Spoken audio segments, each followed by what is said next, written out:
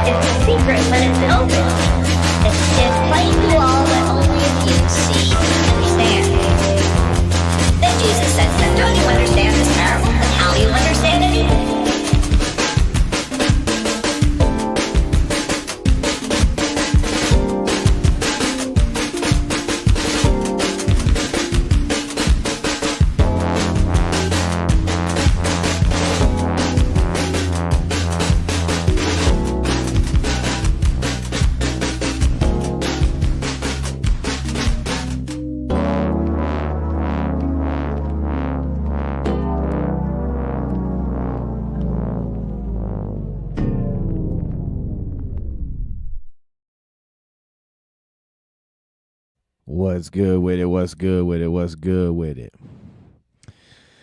Good morning, everyone. It's a beautiful Saturday. It's frigid outside here in western North Carolina. Today is a Saturday Cookup.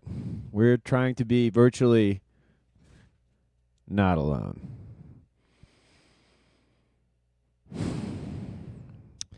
I'm a little tired this morning. I'm a little sleepy. We've got more than that on the docket. We've also got... We're going to try to get some Schweiss wave up in here today. And so maybe be tracking down some clips of Jason later on. But first up, oh, shoot, and I just realized I didn't send him the link. So give me a second to figure that out. But we will have the one and only Cool Guy joining us today. And you know what?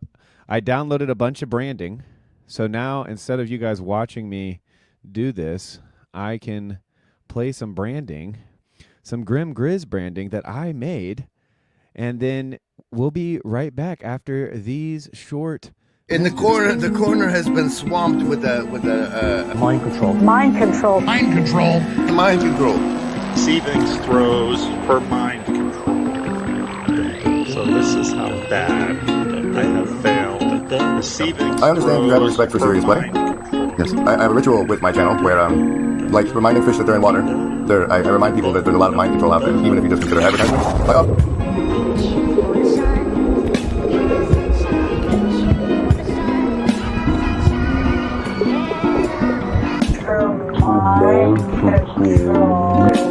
So this is how bad I have failed. I give you a savings throw against the mind control I use against you. So A, you know I'm using it against you, and if it works, I get more points. And B, you get the chance to resist it. You base your resistance on your choice between your will to survive, your social networks, your... All right. We're done with that now. But that was just a little teaser. That was just a little taste. I see that I lost my only...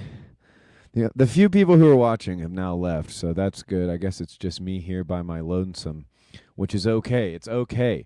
There's always a backup plan. There's always backup plans to the backup plans. We observe. We interpret. And then we act.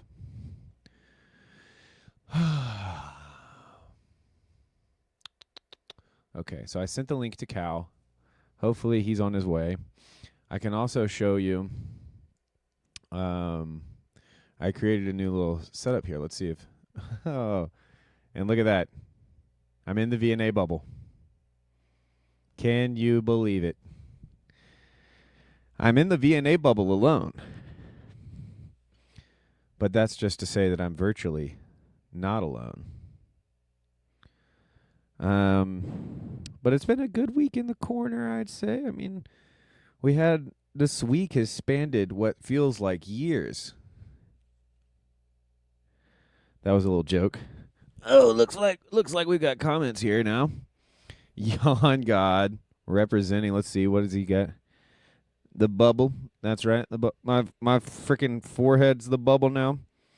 But I like the coziness of just kind of being in this bubble, you know? It's kind of nice. It's like, here we are, folks. Here we are. So until Cal gets here, I guess I'll just start working on a little bit of a beat. We could also try to find clips of Jason Schweisser from his YouTube channel, which I would be down for. If you don't recall, his YouTube channel name is Almond Tree. You know, recently and honestly consistently been given massive ups from one Tom Lukeson. And there he is. There his channel is. So I'm going to go to his video. Should I go to his videos and hit popular? AI and the Edge. Oh, so that's with Cal. Oh, man, that was 2 years ago. Let's see what lives look like. Popular. And I realize you guys can't see any of this, so maybe I should make it so that you guys can see what I'm seeing rather than me just being alone in this virtually not alone bubble. Haha. Now it's behind me. Get behind me, Satan. All right, the most popular of his lives, Bible study, 11. Interesting. I'm not listening to you. You only believe in science. Let's go back to his videos. We'll do this. AI and the edge of existence. And actually, I think you guys can't hear that when it's on this screen, maybe. But you know what we do here. We follow the Grim Grizz rule of thirds. This photo is haunting, by the way. Oh, you guys can't even see it. You see that? Haunting. Haunting. Yon God. We lost Yon God. Yon God left us. Bye, Yon God.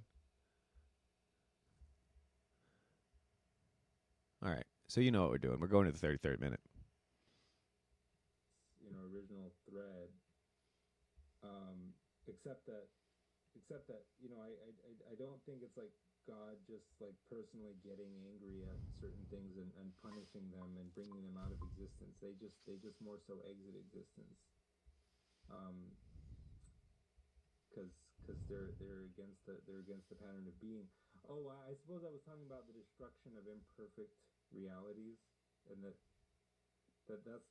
use which God literally got angry at them and decided to positively punish them. I don't see it like that, and I think that the New Testament is kind of reversing that older view of God by showing us a God who, like the father of the prodigal son, always has hands are always advanced by whatever happens. Not even what seems to be the very antithesis of God's will turns out to be the precondition for the. Oh no, that's fine. This is probably winding down anyway. Yeah, I guess. right. Oh, fun. You guys really. Yeah, I mean, I guess it just seems to be like you would have to say that about every martyr, though. Like they just died and nothing happened. But it's like because that's a. they're dying in someone's name. They're dying. They're dying like by proxy. Yeah, but we would do the same. Yeah, I just want to. I guess I'm trying to get it. For me, I'm seeing I said it scaled up earlier. You challenged it, and I think you're right. It's like there's some market differences. There's some things I think art in this. Oh, bye, Cal. And there's You meant when you mentioned there's a fear of God. Like I wanted to ask, well, does AI fear man?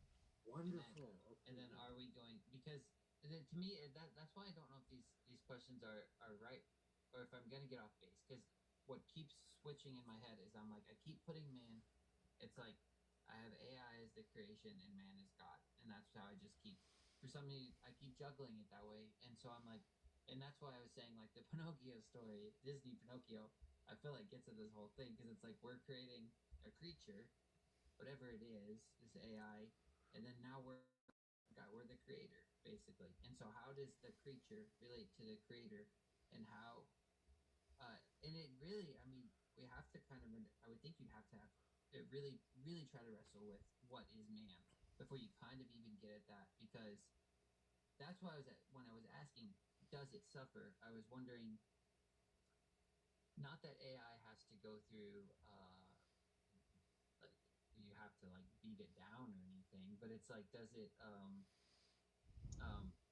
God, there's a difference between men and angels, and it's like, why does it say in the scriptures that angels look at us with like intrigue, when we're just like worms and dust?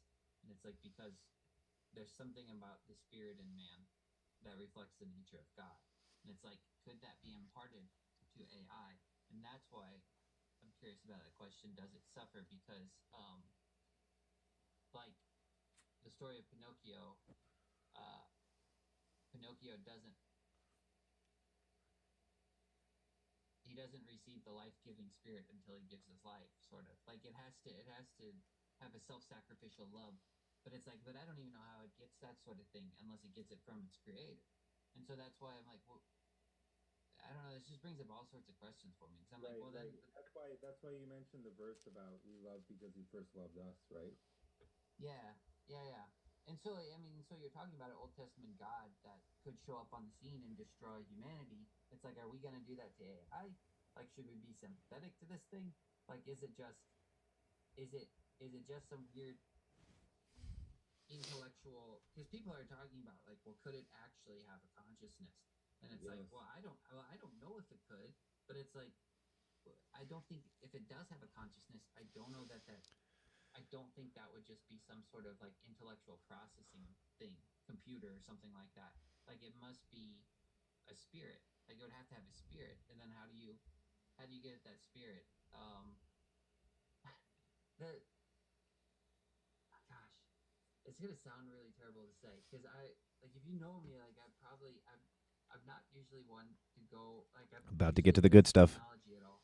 But if the pattern of what's written in the Bible played out in AI, I'd probably be okay with it. Like if we created a Pinocchio and then went to encounter that Pinocchio and that Pinocchio killed us, and we said forgive them, they don't know what they do. It's like I don't know what else could be done. Like it's like you're giving the self-sacrificial love at that point. You're giving the life-giving spirit to them, like we did to Christ, to God on the cross, and He said, "Forgive them, Lord; they don't know what they do." And then, if we don't receive that, then we do destroy each other, like Cal's talking about. It's just some sort of. It ends up being even through the AI art. It's just kind of this weird self-destructive thing, unless it receives a weird image of God. I don't know how to put it. I'm not really sure. Here's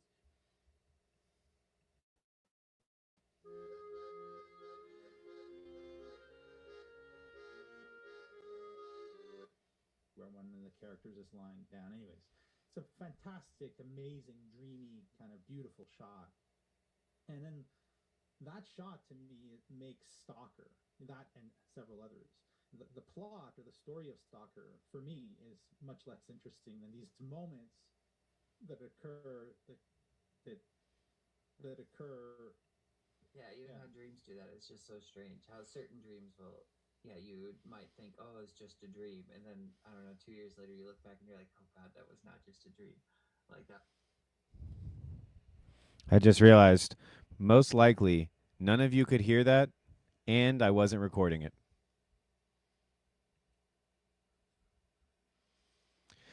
So we're off to a lovely start here, folks. We're off to a very lovely start. Hopefully you can at least hear me. You know, that'd be sad if you couldn't at least hear me. Let's go back to 45 minutes. We're going to crank up. You're more likely to get those when you're napping or going back to bed. Anyways, she kept forgetting she was dreaming and then remembering. I think life's a little bit like that. We keep forgetting that we're dreaming, and then we wake up to how weird it all is. And then, of course, especially in cases where something paranormal happens or something weird, some angelic visitation or whatever it is, or demonic visitation, those are quite memorable. You suddenly realize sometimes after the fact, sometimes when it's happening, it doesn't feel quite real. And it's only when you look back on it that you go, what the hell was that? And that's when it kind of hits you. So, yeah. Even in dreams too. I It's love what weird you're saying. How dreams do that. It's just so strange. How certain dreams will, you might think, oh, it's just a dream, and then I don't know, 2 years later, you look back and you're like, oh God, that was not just a dream. Like that was something. Yeah, and then the same thing with things that aren't fictional. Like you said, it's got this weird way of working. And even how you were talking about living in New York, there's a certain feel to it. And so if you were, I guess maybe that's kind of what I'm getting at too. If you were to look back on, say you spent like 2 weeks in New York, and then 2 years later you look back on it and you try to write about it or remember it, you would want to, if you were just true to the feeling, you'd almost kind of write it in a weird, almost fictional way, and then it would almost be more true, and then more people could inhabit it. Because if you just wrote, I would in New York, well, maybe these people haven't been to New York, but if they were in that essence or that space, the feeling, I don't know. That's really well said. Yeah, I think you're absolutely right. That's exactly what I'm getting at. Is that there's a kind of philosopher that I really liked that you've probably heard me mention him before is Gilles Deleuze, a French philosopher, and he wrote about his big obsession. We don't need to hear about Deleuze. But we did get a little sample here. Cal's here. Kyle made it.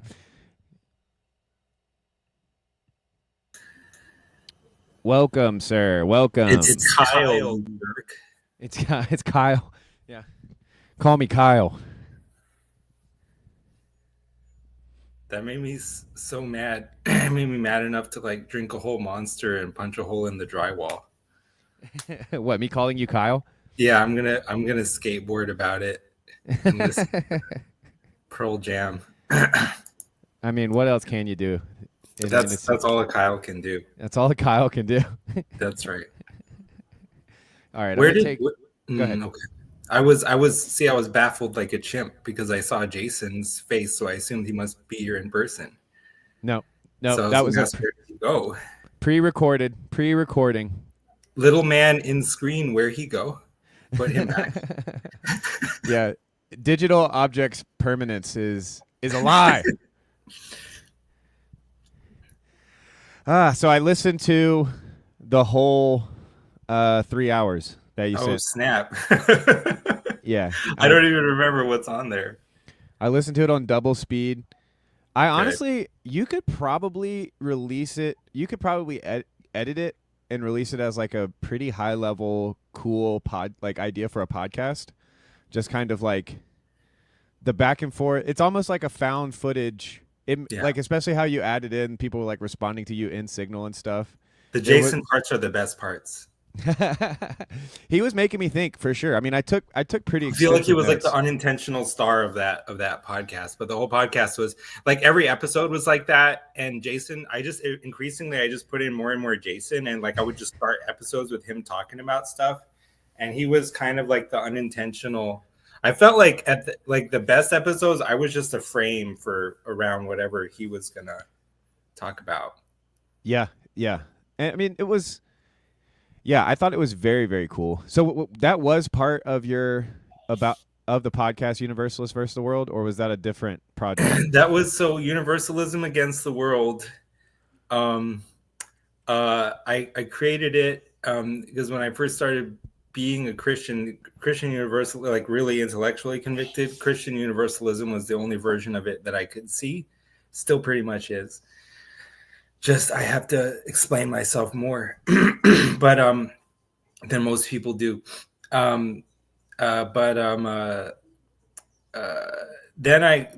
because I was discerning to become Catholic, and I deleted that podcast because I felt like if I was too attached to the God of my own understanding, something like that could block me from properly submitting to authority. So you could say some reason like that, but then I ran into, when I was discerning becoming Catholic, still wasn't Catholic yet, I kind of ran into a wall where I had like this spiritual struggle around Calvinism, or not Calvinism, but Catholic Calvinism, which is Thomism, which if you read in between the lines of Thomas, you can see that it's basically, you can tell where Calvinism came from because it came from the same place that Thomism came from, which is Augustine. But so I had to, because I say that God wants to exclude some or is passively predestining some to hell. But I want to affirm what the Thomists will affirm, which is that the extreme sovereignty of God, and that he is the good, and that properly when the good sort of reveals himself to you as what he is, there's no real resisting his grace. So in a certain sense, anyone who doesn't choose him is just whomever he didn't choose to choose him almost. I had to kind of find a way to affirm all that and the possibility of universal salvation. And in order to do that, it needed a different metaphysics, which is actually part of what I was talking about in the kind of the pre JDW Universalism live streams, and also what I talked about with JDW. But that's what the podcast started out as, because it was focused on that narrowly. Somewhat. It wasn't really focused on, I shouldn't say that. It wasn't really focused on the second podcast. So my point is I made a second podcast, which I also ended up shuttering, not deleting, but I just made all the episodes private for similar kind of discernment reasons, because it was what you would call experimental theology. And to a certain extent, what I developed there is still my model, but like Luke always likes to say, all models are false, some are useful. So from the fact that it's a model, you can tell that it's false. But because it's one, I sort of have to almost respect the weird explanatory power that it seems to have over certain things, especially what universalism against the world could have been seen as, to a large extent, was actually trying to understand the NDE phenomenon. Theoretically, it was about universalism, but it was really about developing a framework to understand what is going on with these NDEs of heaven that all have such different accounts of what the afterlife is like, so that they can't all square. Sorry to cut you off, but is there a reason for you that the NDEs are particularly salient as opposed to, say, psychedelic trips and or quote unquote spiritual experiences? That's a great question. I think that in the beginning they were, because I did believe them and I still believe them. I just really bought it. And because it spoke on a sort of existential level to where I was at, which is I just wanted to talk about what are the most important things by definition. And also, to me, what the NDEs really seemed to be raising was this ontological question: what is the love than which none greater can be conceived? Because it seemed like each person's NDE was the answer to that person's framing of that question. Yeah, and so that's almost like a remix or a specifying of Anselm's argument, right? Like that's the being right, of which is, no higher can be conceived. But then that's right. If you Bible, add in the God is love, God is love. Yeah, exactly. Yeah. Exactly. So there it becomes therefore very intertwined with one's subjective NDE.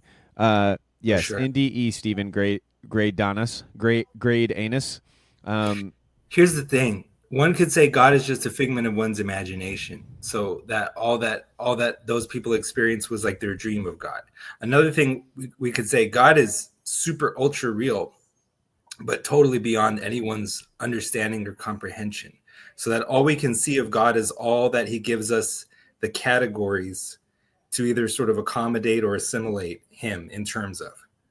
And so, but there's almost, when you really game it out, there kind of tends to be almost, I won't say no difference between the two positions, but they almost feel like two sides of the same coin.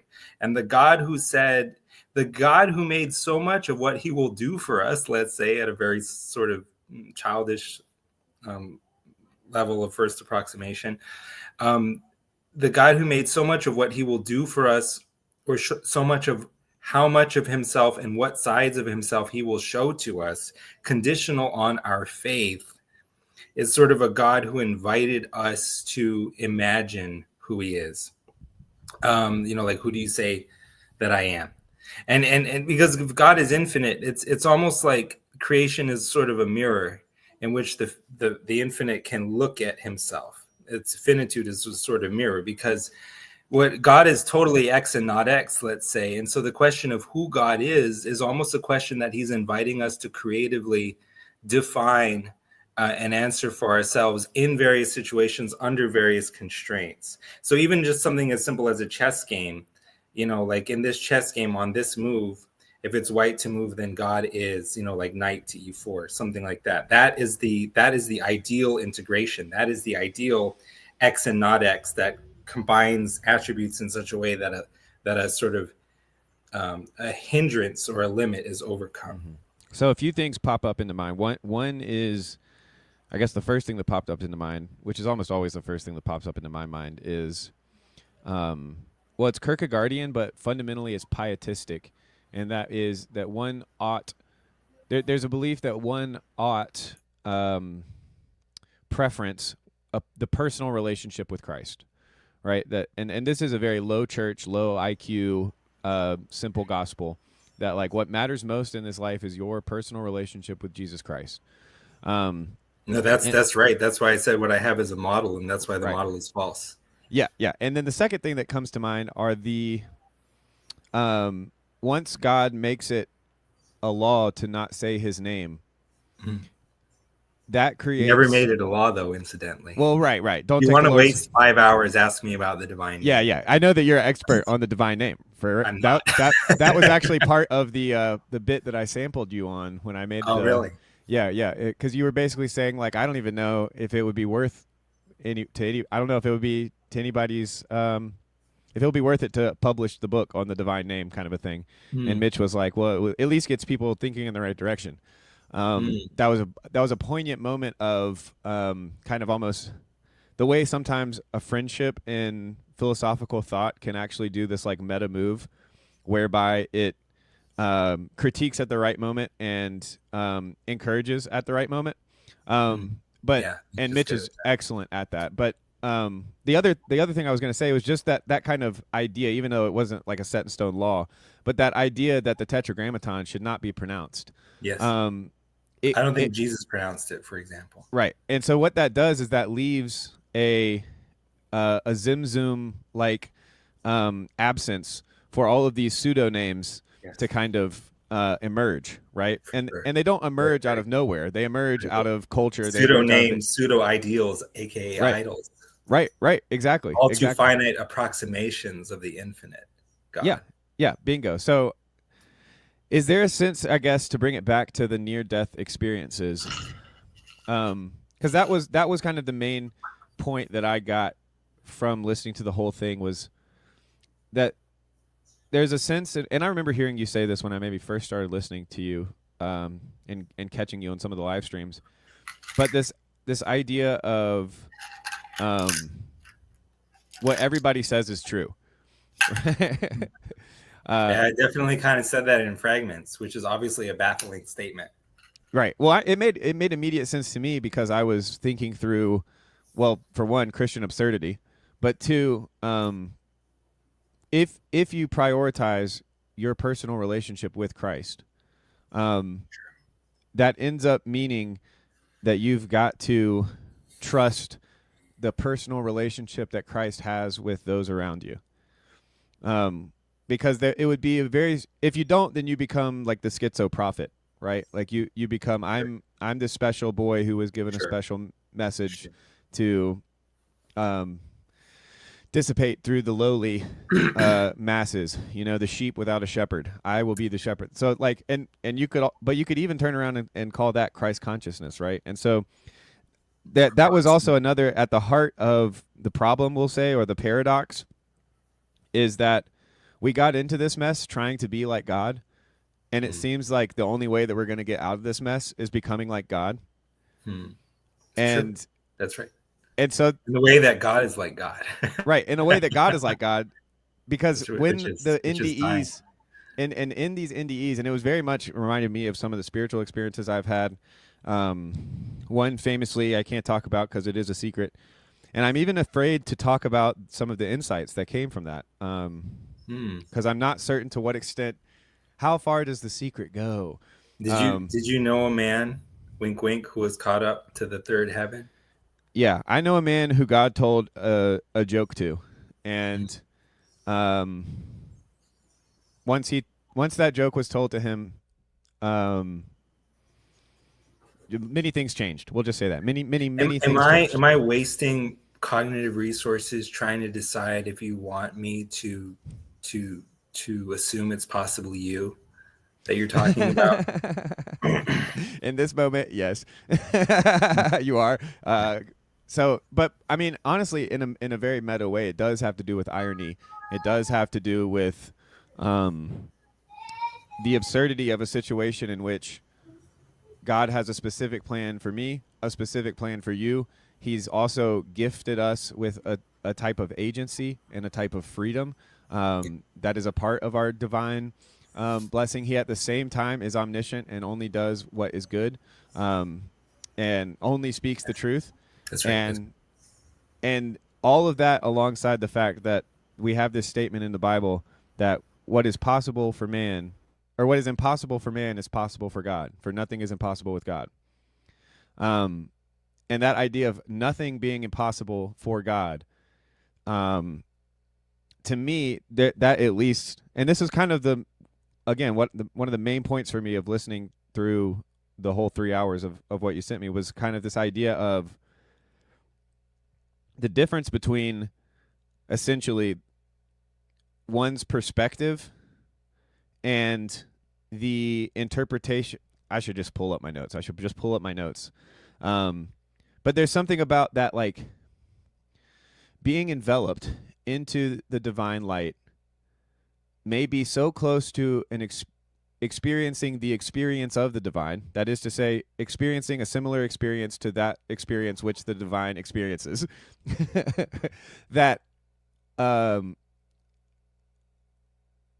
communication becomes impossible. But not only communication of a certain type, communication for the purposes of explanation becomes impossible. So that what you're left with is a type of narrative, perhaps, a type of message, a type of gospel, good news. And the specifics of the good news are not important because the efficacy of the news, of the word, of the message is kept by that self-same omniscient, omnipotent God. I apologize that I lost connection twice because my connection is apparently awful, but I'm certain it's my connection, and that what you said is still there on the stream for everyone else to hear. C'est la vie. You know, we'll trust the Lord with that one. But yeah, so there's a sense in which, like, I can re-listen to it later as well. I think I sort of get without having heard it, unless I'm breaking up again. No, go for it. You know, which is like Jonah. You know, God's plan was for him to go to Nineveh, but Jonah ran away. And then when Jonah finally showed up at Nineveh, the prophecy he gave was not that if Nineveh repents, it will be spared. The prophecy he gave was that Nineveh will be destroyed. That's it. That's all he said. And then they repented, and then the city was spared. And so what that means was technically his prophecy was false, and technically God's plan was not followed. But you know, there's a certain way where in the Old Testament, it's like it's always clear that God is the agency behind everything. What that means is God made Jonah run away from Nineveh and then show up and give an imperfect prophecy, or a false prophecy, if you like. It's not really false because it's not really a prediction. It's just speaking for God, but that's a different topic. And that's incidentally the same way in which I view Jesus' warnings prediction of the end of the world, seemingly in his own generation. I view it like Jonah's prophecy, only false in the way Jonah's prophecy is false. And so, yeah, his plan was for Jonah to get up there and give an untrue statement, and for Nineveh to repent. And so the plan is basically what happened, but you only know what it was sort of in retrospect, for sure. As if to say, the only message the Ninevites were going to hear was an untrue one. Yeah, that's right.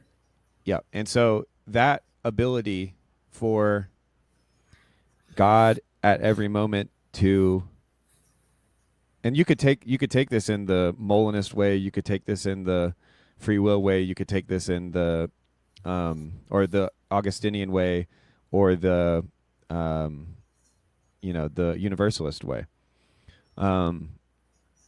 which that the claim that God is at all times and in all ways working for the good of those who are called, you have to take that by trust, in a sense, because of and it doesn't really depend. You can't escape that necessity for faith in the divine if you want to get out of the anxiety of the paradox. Yeah, wait, say that again.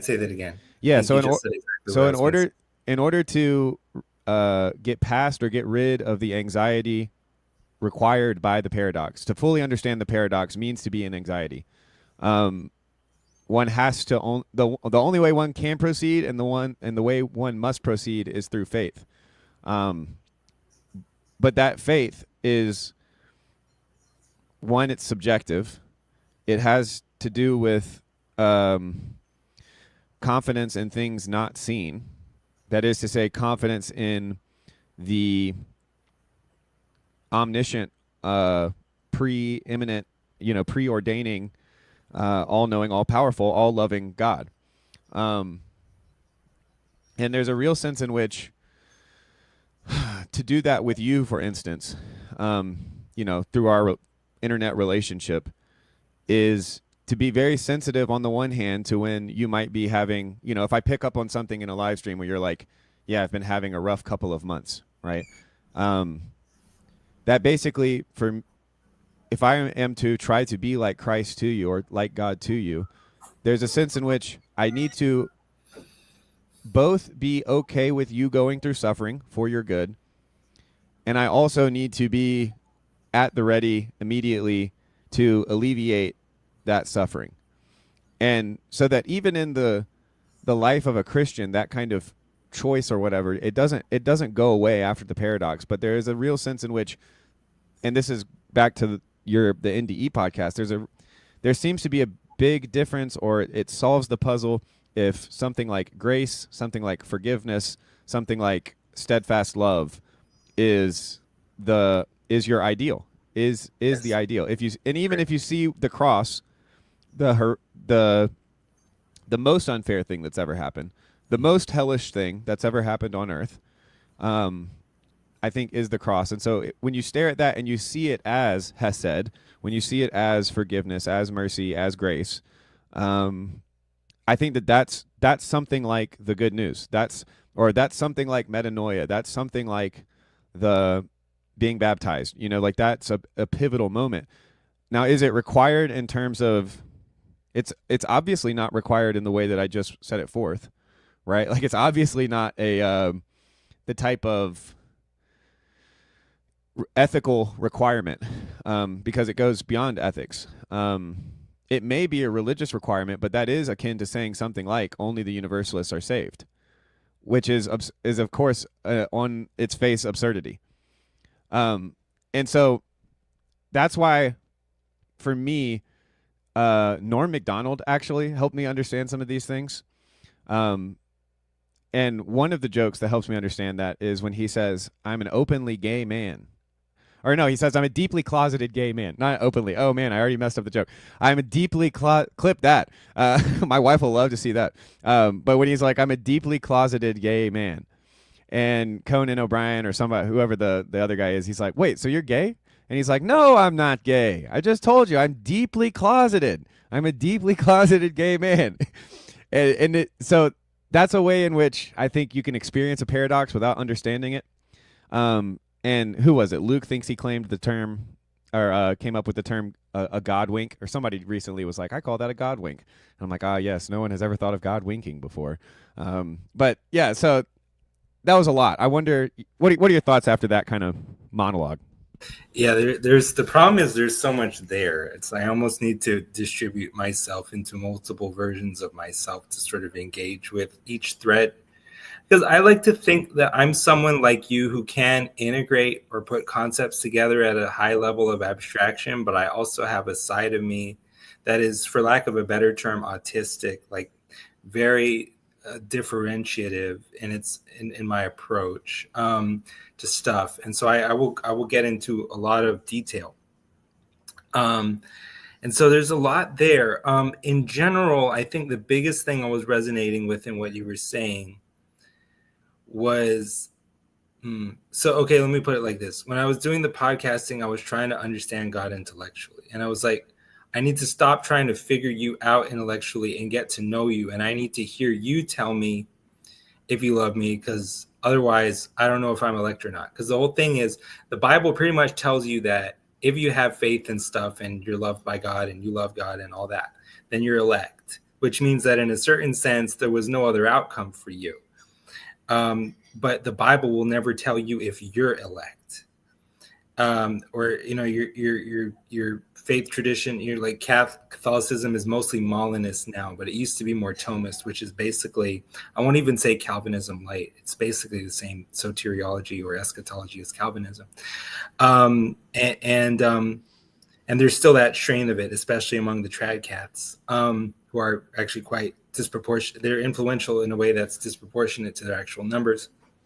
Because their faith is super high grade, pure Pharisee type faith, and I don't mean that only as a disparagement. Like I respect the zeal of these people. Like Mitch shared a sermon by John Piper with me the other day, and I was in awe of his zeal. At the same time, I'm scared by how fired up this guy can be for such an evil God. So the thing is, where I've been, God didn't tell me that he loved me in the sense of lifting my chronic 20-year depression and letting me actually feel love. He never did that. Actually, on one occasion he did, but it was very short-lived. And you can't eat those experiences. Once they're over, it's almost like they never happened. So it's like Jesus said, a wicked and adulterous generation asks for a sign, because it's not really going to convince you of anything, even though you think it will. So I lost faith that God loved me, or that he would sort of respond to my prayers. But what I've sort of noticed recently was how much God was in my previous theorizing about God. So like, for example, in March of last year, I had an experience after which I stopped doing philosophy, which was an experience of the Spirit of Jesus Christ sort of answering questions in real time, but not in an audible voice. I still felt like I had to choose the words myself. It still felt like a very soft presence. I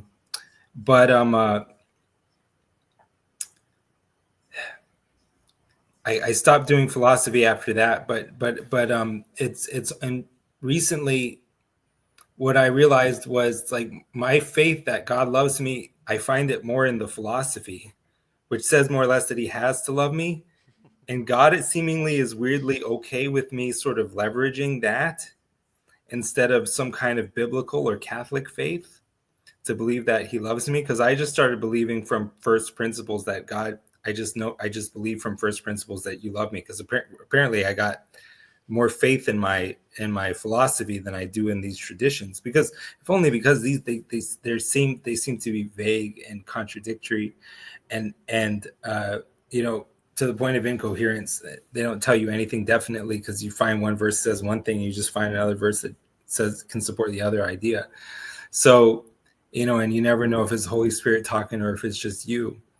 And so that's kind of where I've been at, and I almost felt like things have been changing as I just invoked the faith that everything that happens is for my good, so that even if I make an error, it's for me to ultimately understand the truth. And I have very little faith in my ability to actually consciously hold the truth, so I'm very comfortable with being wrong, as long as I know. I don't really care what my beliefs are, but as long as I know it's ultimately going to be for me to know God rather than theorize about God.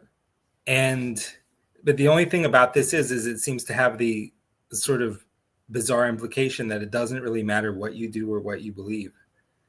Otherwise, it would be a kind of salvation by cognitive works. I mean, I was kind of also recently stuck in a kind of a mental trap of, I'm suffering because I don't have faith. Presumably, like, if I had more faith, I wouldn't be suffering. So I ask God for faith, but he doesn't give me faith, at least not faith reflected in like any immediate alleviation of my suffering. Right. But why didn't he give me faith? I must not have prayed with enough faith. But the whole lack of faith was the reason I was praying.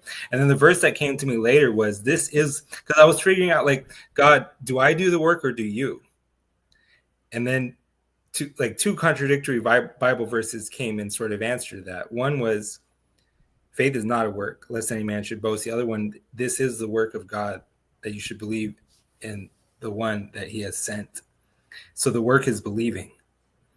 But how much of that is actually work that you do is unclear. But of course, what it also gets at is a rather surprisingly imminent conception of God. Not so much a God over there as you are someone who stands over here. It almost feels like there's an overlap, a Venn diagrammatic overlap. Part of you is shared with God, and part of God is shared with you. And I've spoken about it better at different times, but it almost appears to be like in a mirror. If you have two mirrors reflecting each other, there is you can't really say which image is reflected in the other. Each image is infinitely interdefined on the other. And it seems like perhaps as a condition of my existence, but this is part of the model. It's not necessarily true. In fact, maybe from the fact that it's a model, you know that it's necessarily false. But once upon a time, God was free not.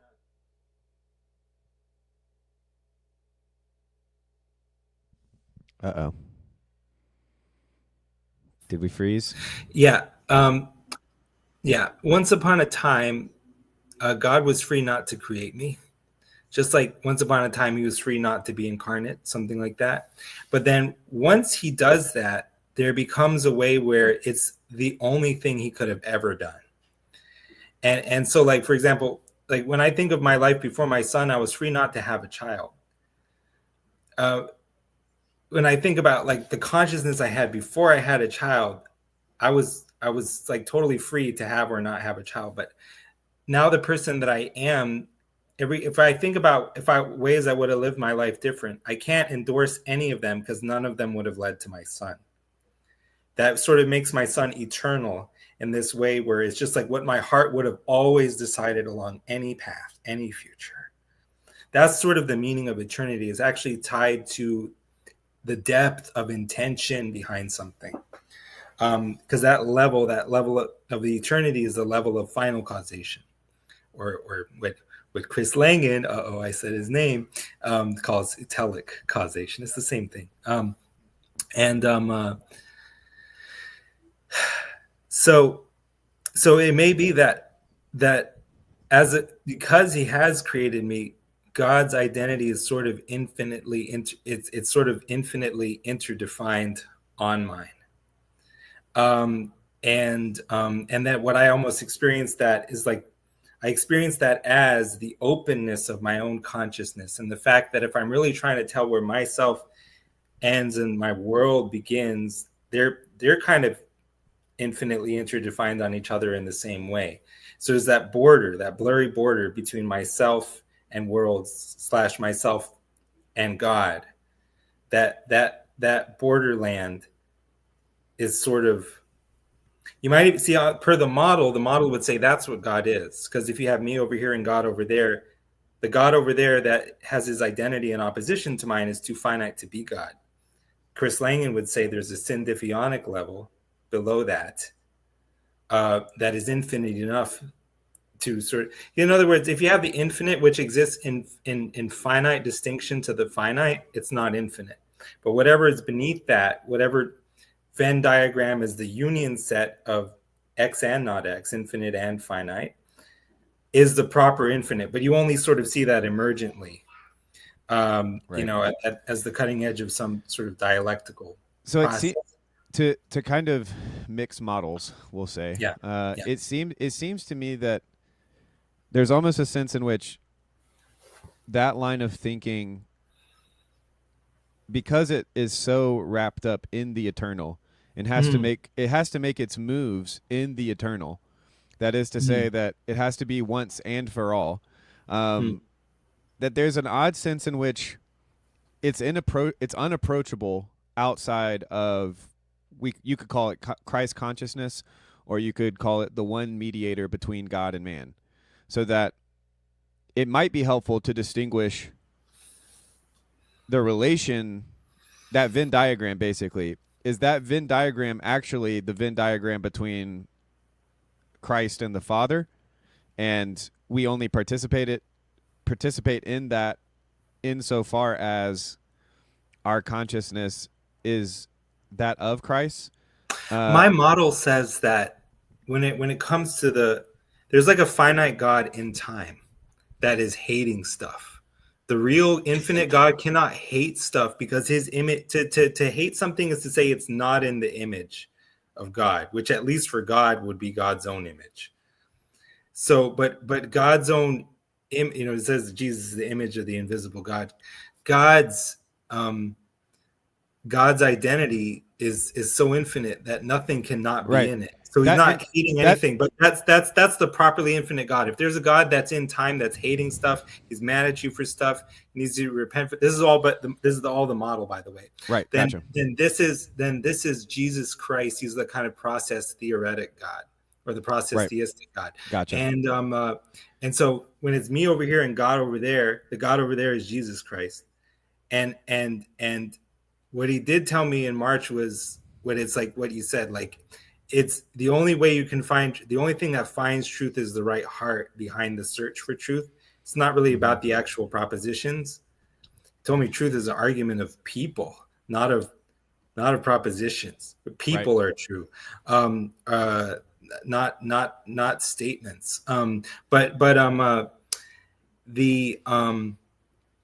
So I want the one is the Father. The Father, you could say, is sort of the Neoplatonic one, which is the unity beyond the initial conceptual distinction between unity and multiplicity, a unity of unity and multiplicity, and that would be the Father, but only Jesus knows how to take you there. The New Age says you get there through knowledge. Jesus says you get there by following me and doing what I did, and right. Letting me be your teacher every step of the way critically, not just you figuring out in your head what you think that looks like. Yeah. Which also means abandoning the model. Right. Eventually, you must abandon the model. Just like what's his name? Leonardo DiCaprio. At some point the model gets too old and you got to throw her to the curb and find a new, young, attractive model. But no, so one thing that made me think of was because it's very startling, right, to the way the model explains God's relationship to time, such that one might interpret you as saying that time somehow changes the nature of God, and so that would be to basically say that the God we find in time is mutable, because he must be mutable to enter that time in the first place. For sure. And I think the way the small o orthodox way of conceiving of that same heresy or whatever, I'm sure it is at some point, but it is, I think, to say that for us to understand God at all is to say that he condescends. And so at every level he condescends, right? So of course when we find him, where we find him, he will be constrained. He will have constrained himself in some way for us to find him in the first place. Yes, that's right. And so the other thing that made me think of, and because it's a phrase that came to me somewhat like only the universalists shall be saved, just more as like an ad slogan, a clarion call, if you will. It was something like, oh, I remember what it was. I was watching some video, and some people were very concerned about omens, and there was some divination happening, and people were basically saying that like the future, we're all doomed. This and this is going to take place, and these things are going to happen, and it's going to be very, very hard and very, very bad. So you better get ready, kind of a thing. And the phrase, and pardon my French, meek listeners out there, but the phrase was, "Fucking omen, I've got Jesus in my heart, bitch." And I've just seen how that's Derek kind of. Prince once said the same thing to a psychic medium, more or less. Who say that again? Who said that? Derek Prince once said the same thing in different words to a psychic medium who said that she foresaw him dying in a motor vehicle accident with his car wrapped around a tree. Yeah, it's like, is that change? Is that going to change? My spirit witnessing with his spirit that I am his, and I can, through which I can cry, Abba, Father. Then I'm okay. And obviously, again, that's only gotten to by faith. And Yeah. so, Well, a name is something like a syntax or a law, and his name is the name above all names. So what it means is it's a law that is norming or actually setting, transcending the other laws. So yeah, that's correct. Yeah, for sure. so what's your relationship to this model now? Is it kind of like, it feels like a book that you wrote in the past, and so now you kind of see, is it hard? Well, because I guess I wanted to ask It's you. almost like God is telling me there's more truth in the model than I supposed. Oh shoot, that's well, that's very fun. That's very fun. So because when you said that you had basically not done any philosophy, it reminded me of the end of Thomas Aquinas' life, Oh, sure. which is famously, he writes all these books. He writes the Summa meaning like the all, basically. You write a book called The All, all of theology in this one book. Everything the heretics don't want you to know. And then to kind of have a mystical experience, an experience of the divine, and the result of that experience to be a type of humility that sees, much in the very same way that Paul says that all of his good works are like rubbish, for Aquinas to basically say that, like, I've missed it the whole time. I kind of first hearing about Yeah. Because when I had that experience in March, that's kind of what I did. But at the same time, I kind of circled back to it too. So it wasn't as total or earth shaking an experience as what Thomas Aquinas had.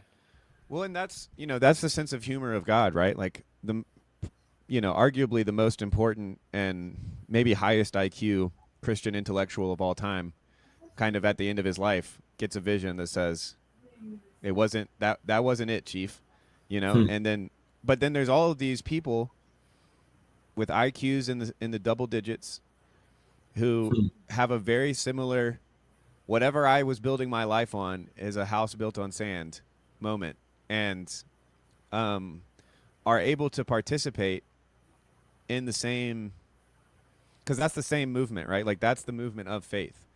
The movement of faith is always a type of it's always a type of giving up with expectation of receiving it back. That is to say that faith is a work of love. It is a work of love when it's done with the proper humility and in the proper absurdity of being willing to give all, and a confidence of receiving all, or receiving exactly what you need, I guess is maybe a better way to say it, which is all, right? Because to be given more than you need is, in the spiritual realm, is to basically to steal from God, right? And this is Kierkegaard actually says this. He says, only those who work get the bread, right? And that's the verse. But we know that in life there are plenty who do not work at all, and they get plenty of bread. And so if you're a conservative, you can think of the poor who need to pull themselves up by their bootstraps, and if you're a liberal, you can think of the capitalists who sit on their yachts and need not busy themselves with the hoi polloi. Either way, they're eating bread and they're not working for it. But in the spiritual world, this is what Kierkegaard says. It's not only true; it's like a law of nature. It's, you only get the bread if you do the work. And at the same time, Kierkegaard says this pseudonymously, which is to say that you can't know whether or not he's winking. That is to say that all in the spiritual world is also gift, such that even the work we put in was given to us first to be put in order yes, to get, yes. That's like, right. That's right. So that's what when is you get the work? The work of God is believing in the one whom he has sent. But faith is not a work, lest any man should boast. So like it says in Philippians 2:12, wherefore, my beloved, as ye have always obeyed, not as in my presence only, but now much more in my absence, work out your own salvation with fear and trembling. For it is God which worketh in you, both to will and to do of his good pleasure. So in the model, the metaphysics that explain this actually didn't explain it, but took it up, right up to the limit to which it can be explained.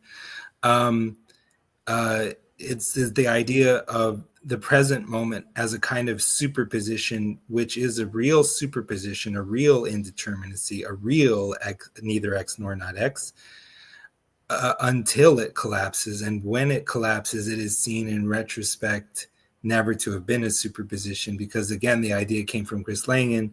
I should just say this real quick. I used to say it more in my first podcast. I kind of stopped saying it. Chris Langan has a very negative effect on most people just mentioning him. They either they don't know who he is or they hate him. And I don't share most of his opinions, especially when it comes to, you know, if you hate him, hate him out there, if you hate Chris Langan, go watch his interview with Michael Knowles and just see who you hate more. Oh, no, don't say that. Well, you know, but I see a lot of myself in Michael Knowles. I'm probably more like Michael Knowles than I am like Chris Langan. Let's put it like that. Me too. The thing of it is that I'm so influenced by Chris Langan that if you really ask me, I would say this is my best all of my metaphysics is my best understanding of what he was saying. That may not mean he would agree with all the ways that I put it, but he would probably take credit for the things that I say that are correct, and he wouldn't even be wrong, in my opinion, to do that, because I myself just see it all as coming from my best efforts to understand him. But at the same time, I'm not saying he has a monopoly on whatever this kind of truth is, because people are going to say, well, you can find it here, you can find it there. I don't care. Like, you know, if I had found it from other people, it would have been just as good. It wasn't God's plan, apparently. But anyway, so, you know, people are always saying, like, have you read this? Have you read that? Or you must have read this. You must have read that. The answer is, unless it's Langan, I haven't read it. But nobody's got a lock on this kind of truth, and people are not constrained to not reinvent the wheel independently from each other. But anyway, you know, what Langan said that was very correct to me was, to the extent you have a phenomenon that is genuinely random, that's just another way of saying it hasn't been explained. And he was using the language of quantum physics to say that something that's not explained is to that extent, it's actually not discriminated from its complement. It's still in the superposition of X and not X. It's the Schrodinger cat. That's both dead and alive. Explain serving for observed, or switching explain for observed there. Yeah. Yeah. Well, so he was saying that the fact that it is actually observed as a definite event, X or not X, is giving the lie to the idea that it is not explained. So obviously he's using like a kind of principle of sufficient reason. And the thing about the principle of sufficient reason is that people will say, well, how do you know that is true? You know, as if the principle of sufficient reason could possibly be not true. And it's as if they're asking from you a reason for the principle of sufficient reason, as if they did believe in the principle of sufficient reason all along. But so the thing, that was what I got from Chris Langan that was very important for metaphysics, or just one of the things, because basically he understood that he understands that you need explanation for phenomena, and you also have real indeterminacy and generativity built into the structure of reality. So what the solution to that for me, which is, again, I would just say it's my interpretation of Langan. So if it's right, he gets the credit. If it's not, then, you know, we'll see who's right. Probably he is. But the present moment is like a superposition, which when it collapses is seen in retrospect never to have been a superposition. And there's a weird logic whereby things are always sort of becoming eternal. Things that could genuinely go one way or the other are becoming a certain way, and then being seen once they reach that way, that's the only way they could have ever been. And the creation of the world is an example of this, because in classical theism, you say God is free to create or not create. But if he does create, was there a reason for that? Because if there was a reason, then does the reason have a reason? And if the reason has a reason, and on, back and back, it's either an infinite regress, which classical theism doesn't like, or it's saying that if there's a reason and a reason for the reason and then the world is as necessary as God, and so it's contradicting the initial premise that the act of creation was totally free. But I think it's sort of both. And I think you need sort of process metaphysics to understand the way in which it is both.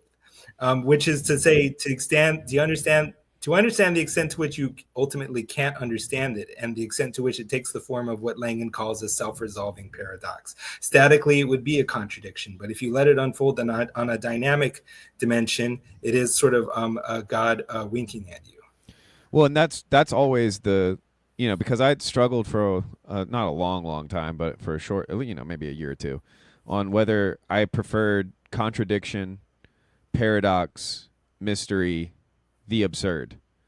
And so I ended up going with the absurd just because I felt like it incorporated the fact that paradox, mystery, and contradiction were all fundamentally a part of perhaps not even epistemological reality, but ontological reality.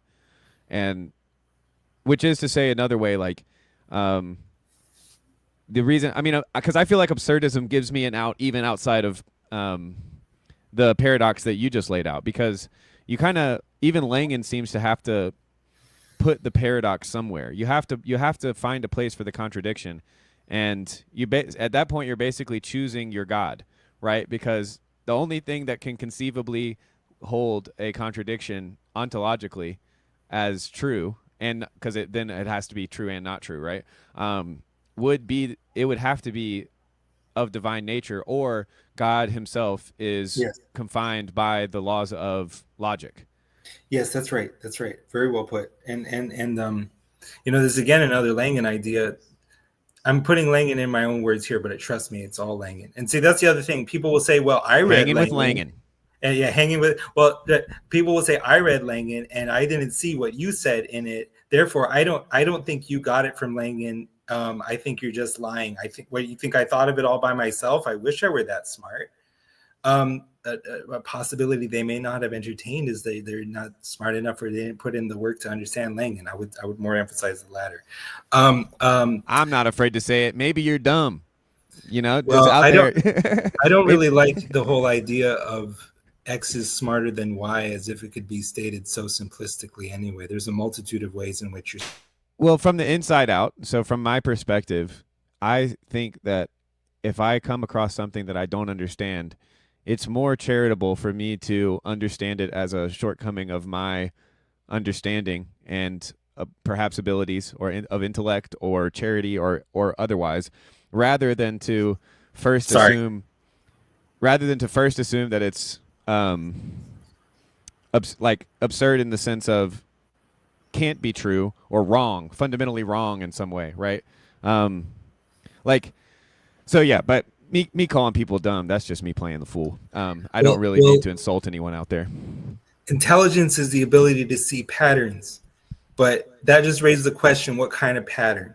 God made everyone a genius at seeing the class of patterns he created them to be superlative at seeing. That's what I'll say on intelligence. I don't believe in absolutely rank ordering people based on intelligence. That would probably be a difference between me and Langen. Maybe not, though. Because he's closer to the tippy top, right? Of course, he's like okay with the hierarchy. He's top lobster. Langen to me is a profound and beautiful person, but I don't think that his self-worth is conditional on what he may see it as being conditional on, or what he may subconsciously feel it is conditional on. I think he's a very beautiful person. But so you think that God he is teaching me to see everyone that way, but in their own uniquely superlative way. Right, and in this we see, you could call it another absurdity, but it's basically the idea that, like, even for Langen, or it is maybe to take him, so it's not a personal attack, but it's just to say that our gifts and are not necessarily correspondent to our... I don't think I can figure out a way to actually say what I was saying, but it was basically like it's Luke's. You can be right and you can be wrong, and you can be wrong and you can be right. For sure. Then I also wanted to use that as like a the way jumping in which off. We're wrong. God never means for our dishonor. This, my friend Andrew Bieber said, the devil uses appearance to condemn, and God uses the appearance of condemnation to break the appearance on which original condemnation was predicated. Yep. But you know what Langan said about logic that is very true, and I'm just putting it in my own words, is that logic works by identifying predicates on their negation, on their complement. And so what that means is that on a metalogical level, it's just inviting you to define logic by contrast to logic's negation, which is contradiction. But because of something else that Langan called the Syndiphionesis principle, his understanding that basically anytime you have a binary opposition between X or not X, you have a union set beneath both X and not X that is more generic or fundamental than the two. What he said is that beneath the principle of non-contradiction, X or not X, what's more fundamental than that is this what he calls unbound telesis. It's a both X and not X unconstrained potential, which in the limit he does identify with God insofar as one can identify. Look, so because it's like the Tao that can be named is not the eternal Tao. The telesis that can be bound is not the unbound telesis. You know, if I'm paraphrasing. But logic, yes, logic is sort of invoking implicitly the idea of its own negation, its own sort of the absolute. And I'm sure Hegel would have had his own way of saying that. And so that's right. I was trying to amplify a point you were. I thought you were making about that earlier, but I just got lost down so many rabbit trails because I failed to distribute myself into multiple selves at the beginning of this conversation, like I promised I would do. So, well, there's always next time. Yeah. What there was one oh yeah, there was one other thing I wanted. So yeah, jumping off from that kind of your seeming ability to see the points in which Langan fails to properly point towards God in his model reminds me of one of the questions. Actually, I wrote it in the notes from listening to the hour, but it had to do with sin. And I think at one point I didn't know if it was the type of thing that you would recant now. And we've got another guest, which is Michael Sartori, which I will add to the stage. But I wanted to kind of press into that idea. The quote was, "Their sin was to believe that they are sinning." And that was you. Oh man! Well, you can't just say that out of context. So right. Sorry, you're right. I'm sorry. That came from now sort of deleted episode of Fragments podcast, like number 31. Why so pale and wan? Right. That was in reference to the no hell universalist NDE testimonies that we originally kicked around the idea that that's what we were going to talk about because everyone was, it was a tempest in a teapot about universalism, and I thought I would really stir the teapot metaphorically by talking about the stuff that really triggers people, which is the universalist or the NDEs. Yes. Yeah, the no hell. I should have set that up way better. And sorry for that making it sound like you were so just. When I'm saying their sin was to believe that they were sinning, I'm trying to explain their logic perspective. Yes. Yeah. No, sorry. I should have explained that just to let you know that I knew what you were doing there. Yes. But unfortunately, in my notes, I just put it in quotes, which is kind of funny. It's a direct quote. But I wanted to talk about that kind of like. Oh my God! There's way scarier quotes in there too. Yeah. Oh yeah. But I did, and I want to hear what Michael has to say. But maybe, Michael, interrupt us. What have you got, brother? Welcome. I don't know if you've ever been on one of my streams, but thank you for being here. Yeah, usually my wife works on Saturday mornings, but she is home today, so I probably don't have much time. But I figured I'd take the chance. So, listening to you guys cover a lot of stuff just in the 20 minutes or so I had been listening, but I thought it was very interesting. Like the thing that first stuck out to me, Cal, when you were talking about how, with the Langan stuff, it's been the pattern of my own life in my studying because I'm very skeptical, and because I'm an evangelical, non-denominational Protestant, I go to the most extreme kind of epistemological framework, which is not sola scriptura, but is actually solo scriptura, just me and my Bible. And if I find it in there and it seems true, then I can trust it. But the amazing thing that happens is anytime it seems like I wrestle with something, then a book comes along where somebody else verifies the conclusions that I've come to, like exactly. And so, and for me, that's a more, I mean, to my own mind, that makes me feel like, okay, I wasn't crazy. I was, and That's right. And it's obvious, and to me, it's fascinating just how many ways people can reach that conclusion. So, like, if you look at the bookshelf here, probably about 90% of these books are just things that I've gotten at Goodwill, and like some of them are well-known things that I'd heard of, and some other stuff is like random stuff. And I kind of have this thing of like that Providence will bring these random sources and some book that like only 4 people have ever read, but there's going to be some truth in there that's articulated in some kind of a unique way. And basically like I have great skepticism for like what we could say like the primacy of the Western canon or something like that. Like, not that there's anything wrong with it, but I think the kind of assumption that like you must progress like first through Plato and Aristotle, and then I don't know, it seems like then they just always jump to like Dante and and Thomas Aquinas and whatever. Like, if everybody's following that same path, like the conclusions are going to be very similar. But not only the conclusions, but it comes to a problem, because what you actually get is that you get people who will say the same things, but you actually can't tell if they mean the same things. Whereas when you get when you harmonize 2 or 3 or more multiple different ways of coming to a similar standpoint, then you actually do understand that the meaning is the same, not just the words. Because this comes even from the point of like I was talking to Christian Baxter the other day and talking about how like I saw how like a hyper Calvinist and an extreme Arminianist position both create the same insecurities and the same abuses in the people that don't really understand the position fully. That's very good. The doctrine of eternal security is this doctrine that is like it's called out as dangerous heresy in many near-death experiences. Yeah. And yet I also see people whose walk with God is as tight as anyone's. They affirm that, and that's kind of what. And I guess there's a true way to affirm it and a false way to affirm it.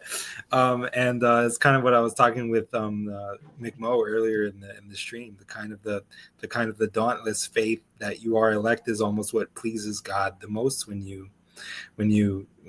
sort of approach Him. Then the only question for someone like me is, do you have a metaphysics that allows for everyone else to discover that they have always already been elect, even though now it is genuinely neither X nor not X whether they are elect? Yeah. It's both questions, right? It's like, what do you do when you feel honestly like God's favorite? And then what do you do when you honestly feel like God's least favorite? Like that's well, you're gonna feel like that. Yeah, you are too. But he's able to see everyone as if they're the only person who exists. So you are his favorite. You are unique. You are each person. His love sees people in a way where each one seen is equally superlative. Yeah, I think it's interesting because in the way I get to kind of come to think of these things, and we talked a long time ago about the sort of like, I kind of was experimenting with that kind of like multiverse as a way to kind of solve these problems of universalism in some sense, thinking like ultimately, okay, so like, because, with time being like a thing that has a beginning or whatever, like if in the beginning is the beginning of time, God's act of creation, it's like he creates the ultimate thing that he ultimately wants, and all of the stuff that he ultimately wanted and created, like I say, the new heavens and the new earth, that is there, and it's eternal, or it was, or I don't know if it's eternal, there's whatever, that's not the point, but like to say, all of that stuff's going to be there, But then on the intervening time frame where we live now and experience thing, like, you know, it's almost like if you're in an MMO RPG, you know, we can all like we can interact with each other, but then there's also like NPCs, and you know, we would want to say like, oh, the NPCs, are they like real, or are they saved or whatever or something? And it's like, well, I don't know, maybe some of those things are just illusionary. They are just part of the background for us, but or that like some of the, I mean, just to say like, I want to note quickly that the ability to say to oneself, some of these may not really be real people or people who are really worth saving, or whichever way one wants to phrase it. Well, it is indicating that one has a sort of a conception of God that has a narrowness, you know, so that well, okay, so I wouldn't say it's not necessarily like anybody that you are actually aware of and interacting with is a real person. Or like that you could even be aware of, but it's like, okay, do we have? Can we possibly conceive of all the human history that has happened on, you know, all the continents over the last 6 to 10,000 years, of which we are somewhat aware of history, like, you know, all those things, and like, you know, like. So I mean, I think like in this seeing the MMORPG thing is that like, depending on our experience, like one guy is having a terrible time because he keeps going up to like the guards and attacking the guards that you can never kill, and they're just chasing him all the time. But like, I'm not doing that, so I don't see that. Like, you know, so like maybe there is like real guards, and the guards are, you know, maybe they're existing in these multiple ways. I mean, it's just always, I mean, it almost is kind of just in the sense of like, how much of our subjective experience is purely subjective versus the parts where it overlaps with other people and we interact with others, like, you know, because if I try to like, if I see you in the street and I try to like, if I walk into you, I'm going to bump into you, like, but that doesn't mean that like everything that we perceive is the same, you know, like we could be experiencing things in very different ways. And so then like there are things that are informing our way that we navigate the world and the way that we walk through the street that are just completely absent from somebody else's, you know, salience, I guess you could say. I mean, you know, that's even the thing of like the combinatorial explosive nature of reality and our filters that we, you know, experience that reality through. So, yeah. So, I mean, I don't know. That's even just to say, like, a lot of these things are way too out there for me to worry about,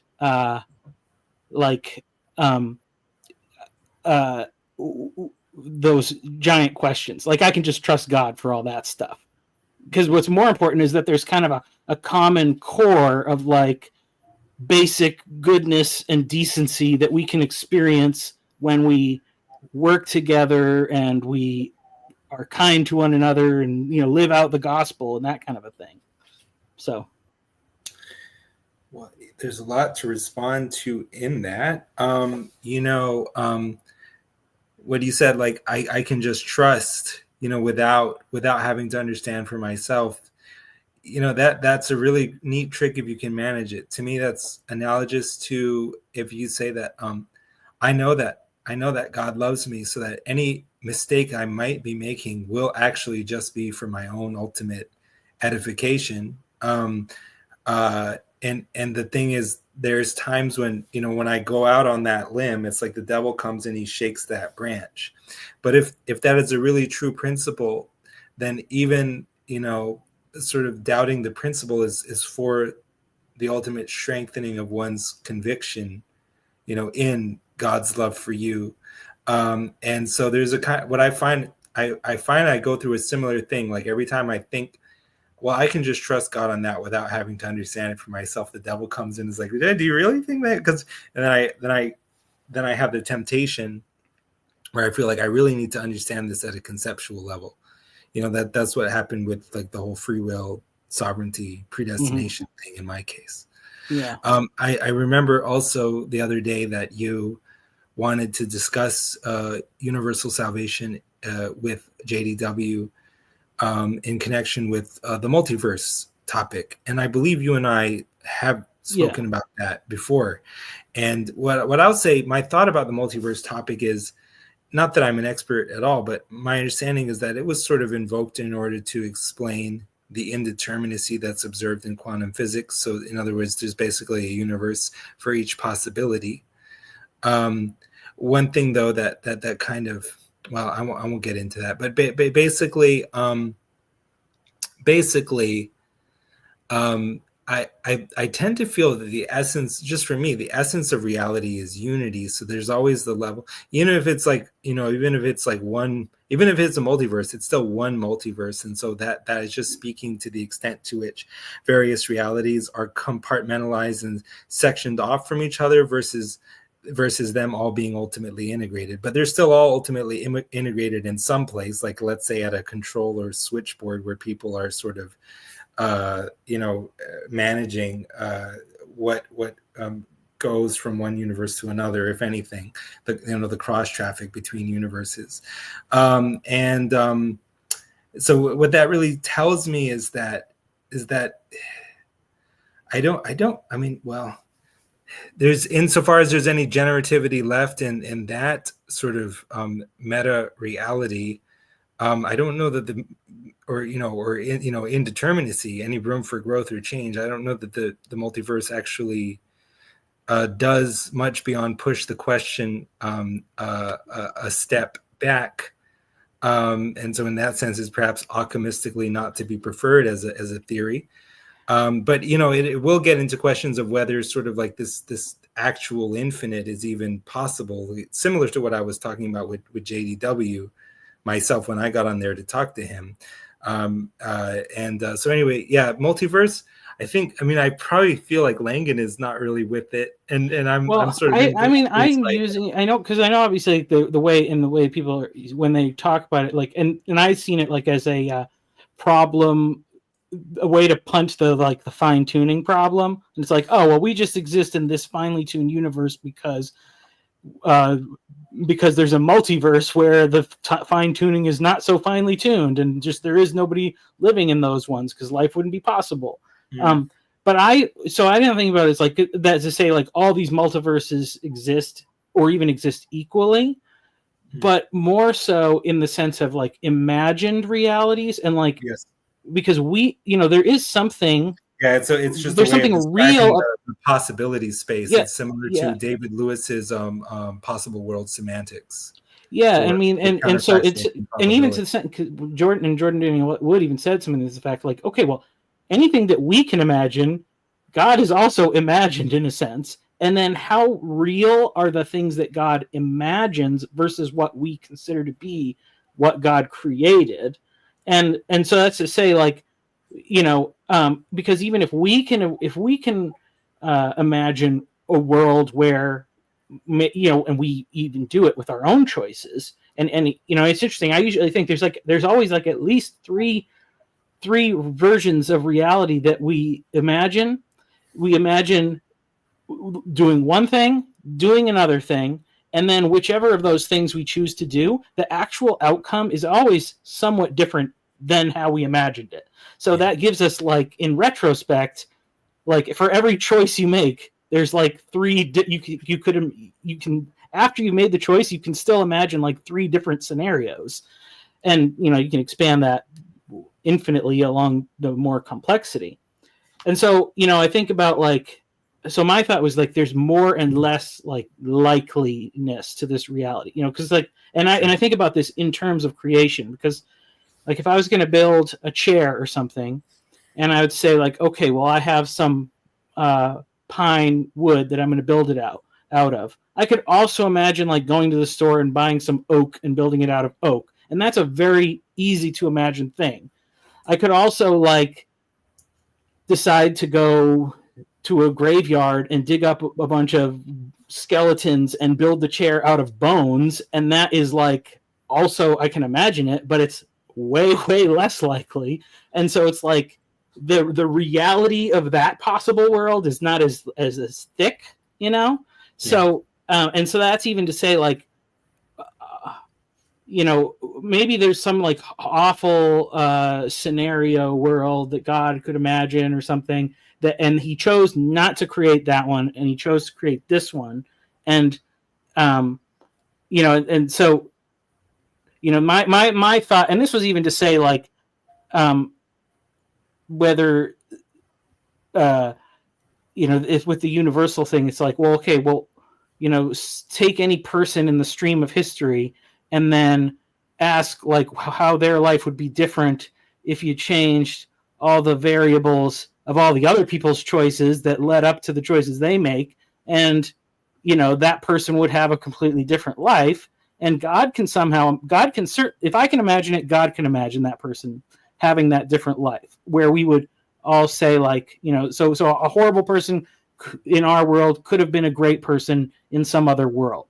And so, to say then like, can God like import those memories and put them into the ultimate version of that person that emerges into the the new heavens and the new earth or whatever, because that's like the permanent, and this is the prototype in a sense. So those are some of the things I was thinking of. I think that the kind of the stumbling block that people rightly stumble on when it comes to universalism is, and this is basically where Calvinism comes from, is they tend to try to imagine God's perspective and then identify with it. And so that would be something like God foresees, the ultimate outcome of everything, sort of in the sense of like having, if the future is infinite, then it's as if God has sort of actualized an infinite series and sees it all at once, whatever it can mean to take all of something infinite, which to me is already telling me that we shouldn't try to build theology from this starting point, because it doesn't mean what we think it means. It doesn't signify where we think it does signify something, because it only signifies when we've implicitly finitized that infinite set that God is seeing all of at once. And so, but they say like, well, God sees the ultimate outcome of everything, however infinite it may be. And we know from Scripture that not all are in heaven. Therefore, we know that that some are finally excluded, and it's because they're just identifying with this kind of, with the divine viewpoint. And I don't think you can coherently do that. I think the truth is something that one cannot statically or comprehensively define either, at least not in a coherent way, in a way that's coherent either. But I think it looks more, the truth, what has more sort of, what describes the truth better is a model of reality like Chris Langan's, where basically it's accounting for both determinacy and generativity. And what that means in theological terms is holding two things to be true simultaneously: process theism and classical theism, with its assumptions about God's omniscience, which cannot even really be imagined or even meaningfully understood if you try to parse it out, because it's like saying that God has completed the never-ending process of figuring out and foreseeing all the things in the infinite series of events that are to transpire. Because again, like taking all of something infinite, it like, imagine if I said I watched the whole movie and it never ended. Well, which is it? Did I watch the whole movie and it ended, or did I not see the end because I didn't see the whole movie? You know what I'm saying? There's problems in this way of talking. There's different ways of looking at it. Another one is like, I found the last number of an infinite series and I counted to the last number in it. Another is I summed an infinite series. I took all of the, I took all of eternity, because that interval, because, it's like I took all of it without ever finding an end to it. But it sounds like if you took all of it, then you reached the end. So anyway, yeah. Hey, Cal. Hey. My question on that, I had always imagined that it actually was a finite series. So Yeah. Like the judgment seat was a hard cutoff, and to speak about what's beyond that is confusing. But to get around your problem there, I just and the way God was able to view everything because he's fully immanent in all of time, I just had imagined that our temporal state that we're in right now actually does come to an end. Mm-hmm. Does that solve that? Or I'm not sure, because there's two things. There's two things going on here. I mean, of course, it's understood that you will not necessarily share these premises, but someone could hold out for a possibility of post-mortem redemption, or even what I do in the Fragments podcast is I do this. It's not even post-mortem. I would say take the split second, between when the bullet enters Hitler's brain from the self-inflicted gunshot wound and the moment and the moment where his soul leaves his body. That moment, it's like 0.1 seconds or something. I don't know. So when God is sort of confronted with that moment, does he throw up his hands and say, "Oh, that's not enough time for me"? Or is God, who created time, is he able to take that moment and dilate it out to this indefinitely long, just however long he wants to make it? And that's the thing about, instead of talking about for all eternity, a more sensitive metaphysics understands infinity more intelligibly or coherently as a kind of generative process, where something is defined up to some horizon, but beyond the horizon, it's not defined, either X or not X. And so that's actually weirdly how the Bible seems to talk about it, because whatever olam or aionios is for an age, and what's beyond the age, it's not like it's specified to be only this long and nothing more. It's just what's beyond the age is not specified, because it's like the ancients are looking up to a horizon and acknowledging that they don't know what's beyond it. And that's a more kind of existentially or phenomenologically correct metaphysics, because the way we moderns think about it in terms of an all eternity thing, like we really have got a lock on what infinity means, I think that's so wrong. So I think there's a possibility of this indefinitely long space for everyone, kind of like Chronicles of Narnia, which, if I can spoil it, is written to, it's the plot twist at the end of that is that the train that the children were on was bombed and they died on the train. And so everything that happens in Narnia is sort of in a time out of time. You might even say it's in that split second before their soul leaves their body, so their ultimate fate can be decided based on a free will decision of theirs.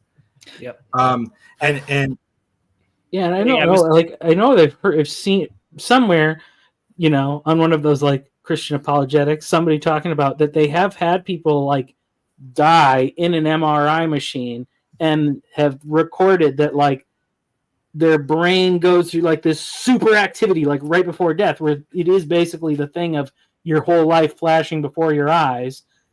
Some like, I don't know, it's like getting ready for the upload or something, but so like that there's something to it's that. just anything that you can specify all of and say this was everything of it, to me that's implicitly finite. And so that it always raises the question of now what's beyond everything. And I think that's how it works. It's always further up, further in. I was surprised in the universalism stream when they brought up the parable of the vineyard and the workers in the vineyard as like evidence for universalism, because I had always imagined, a 12th hour, an end of the day, people get paid a reward, and that's death. And then they were kind of insinuating that really we are always in the 11th hour, and the 12th hour will not come until That's a wonderful question, because it's raising to me the other question that you brought up, which is, because you said I always assumed it's a very intelligent assumption. I'm a little bit upset with myself that I never anticipated that someone might think of this, but you're basically, it's as if this model is assuming that the day of the parousia, the judgment day, it has a date certain. We just don't know what it is. But Jesus, when he was giving his prophecies about the end of the world, he said, truly, truly, I say unto you, this generation. He didn't say that generation. That's what they always tried to tell me at First Baptist Dallas when I was an atheist attending Sunday school over there in the young singles group. Don't even ask me how that or why that happened. They tried to convince me that this generation means that generation, a tautology wherein Jesus was saying whatever generation begins to see the signs start happening will be the generation that sees all of them be fulfilled. But it seems to me the language is, he's saying this generation, y'all listening to me, will not pass away before all these things come to pass, because it is like the imminent eschaton that everybody seems to have in mind in the New Testament.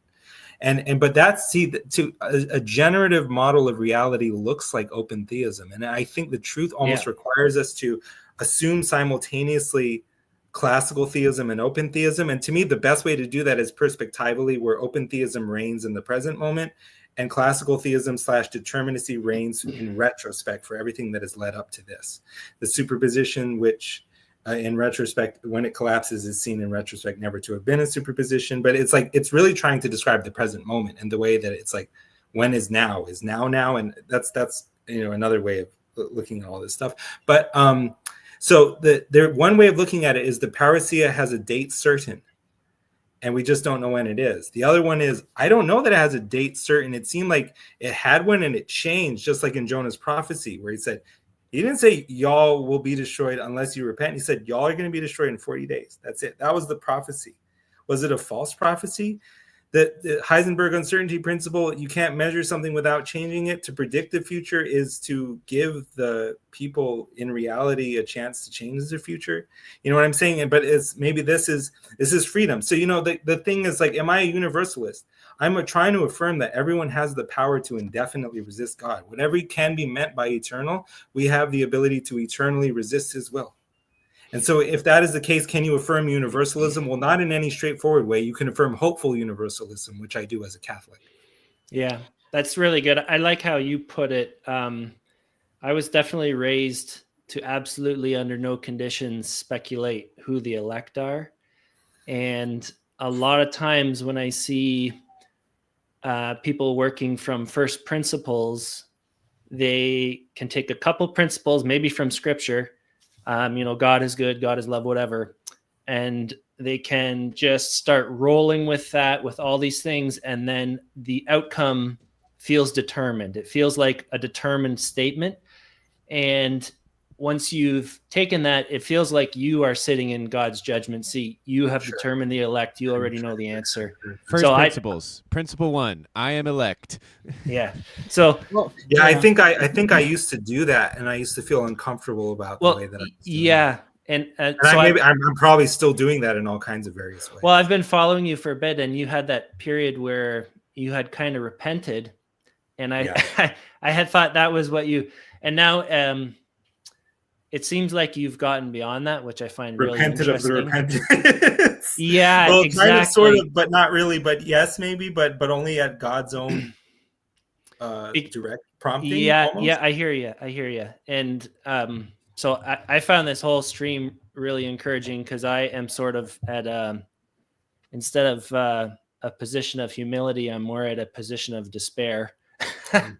So it's just been awesome listening to you guys. Well, that's extremely high praise. I prayed before this that my reputation could be nothing, and that whatever I would say would somehow show God to good advantage. That was my prayer. I didn't want to. You're trying to sound smart. You're making yourself the divinity principle almost, and that's not the right way to sort of identify God. I think our existence is about sort of creatively deciding all the various ways under the different constraints in which we find ourselves to identify God. What does God look like in this situation? It looks like my listening to Michael Sartori rather than butting in and so God is teaching me more about his character, his spirit. So hopefully I'm getting better at sort of And in the same vein, in my despair, I really didn't think I should get on, but no. Well, I'm really glad I got to see you face to face, because one problem, I like to think I'm I like to think I'm less thin-skinned than I used to be.